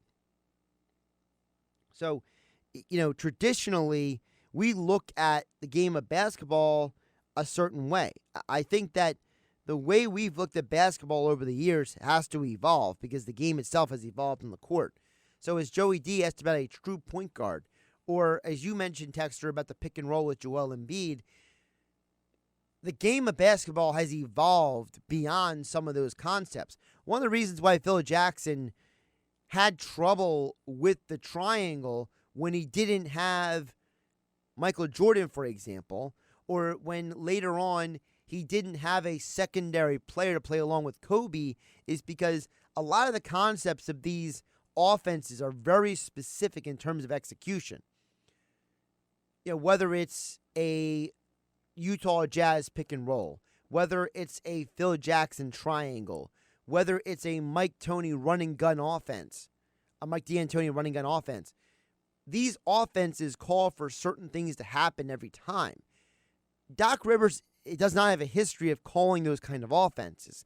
His offenses are meant to be more of a ever-evolving, ever-fluctuating motion offense that is meant to get the ball into the hands of the guy who's having the best night, to get the guy who's open, get it to the guy who is in the best position to score. And the reason why that offense worked at times over the years is because when Chris Paul is lobbing the ball to Blake Griffin, when Rajon Rondo, who was a horrible shooter early in his career, was setting up the offense with guys like Paul Pierce, Ray Allen, and Kevin Garnett, when he had Tracy McGrady down in Orlando, these offenses were not made for a specific player. These offenses were meant to amplify all the players on the floor. So if Ben Simmons goes out there and starts averaging 11 assists a game, but is still only scoring 18 points a game, and the team starts the season out 20-2, are we really going to sit here and talk about what Ben Simmons' role is anymore? I don't know.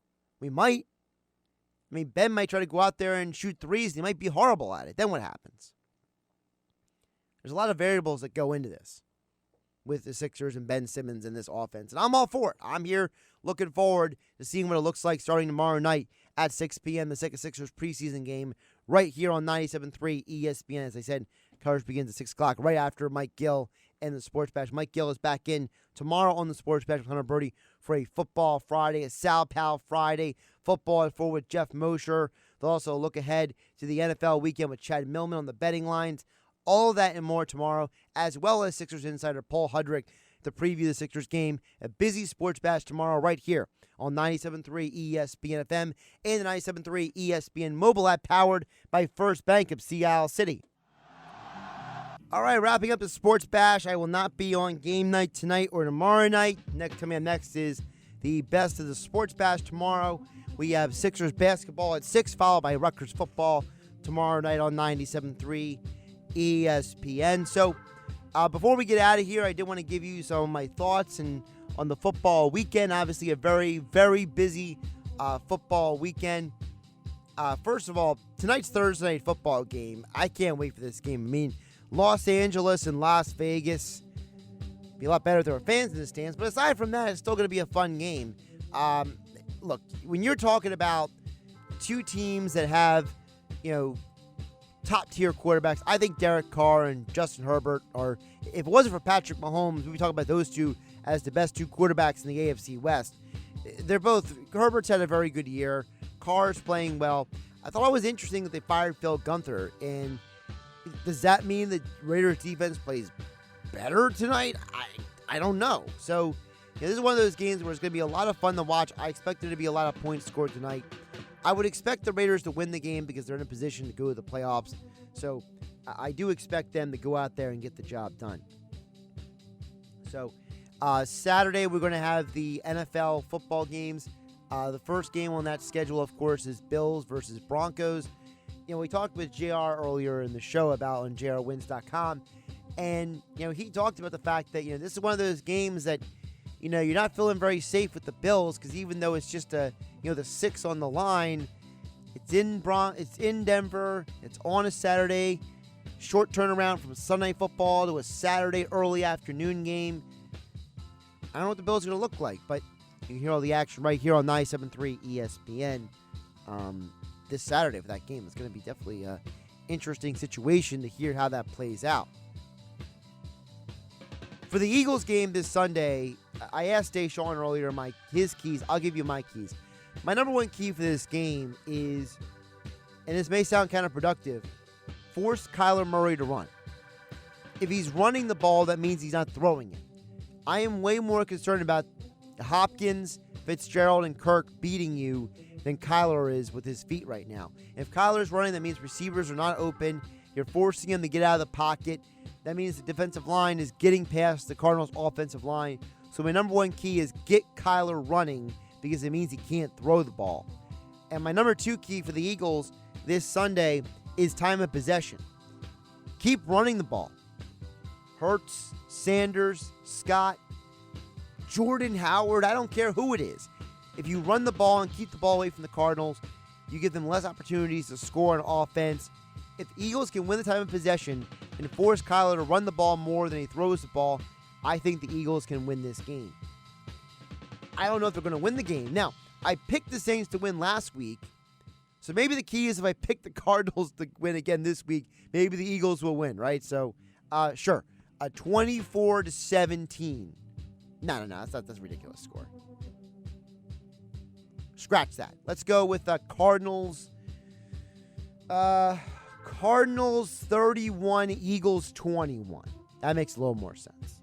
I think points going to be scored in this game. I have a lot of faith in the Eagles secondary slowing down the Cardinals offense in this game. Finally, college football weekend. It's championship weekend. So I'm just going to run it down for you real quick. I think USC beats Oregon for the Pac-12 championship. I don't think Texas A&M trips up against Tennessee. I think they continue to keep winning. I agree with Dashawn. I think Iowa State finds a way to beat Oklahoma in their rematch. That means take the plus 5.5 on Iowa State in that game. I think Matt Campbell's going to find a way to win that conference championship. Ohio State beats Northwestern, but it might not be my minus 20.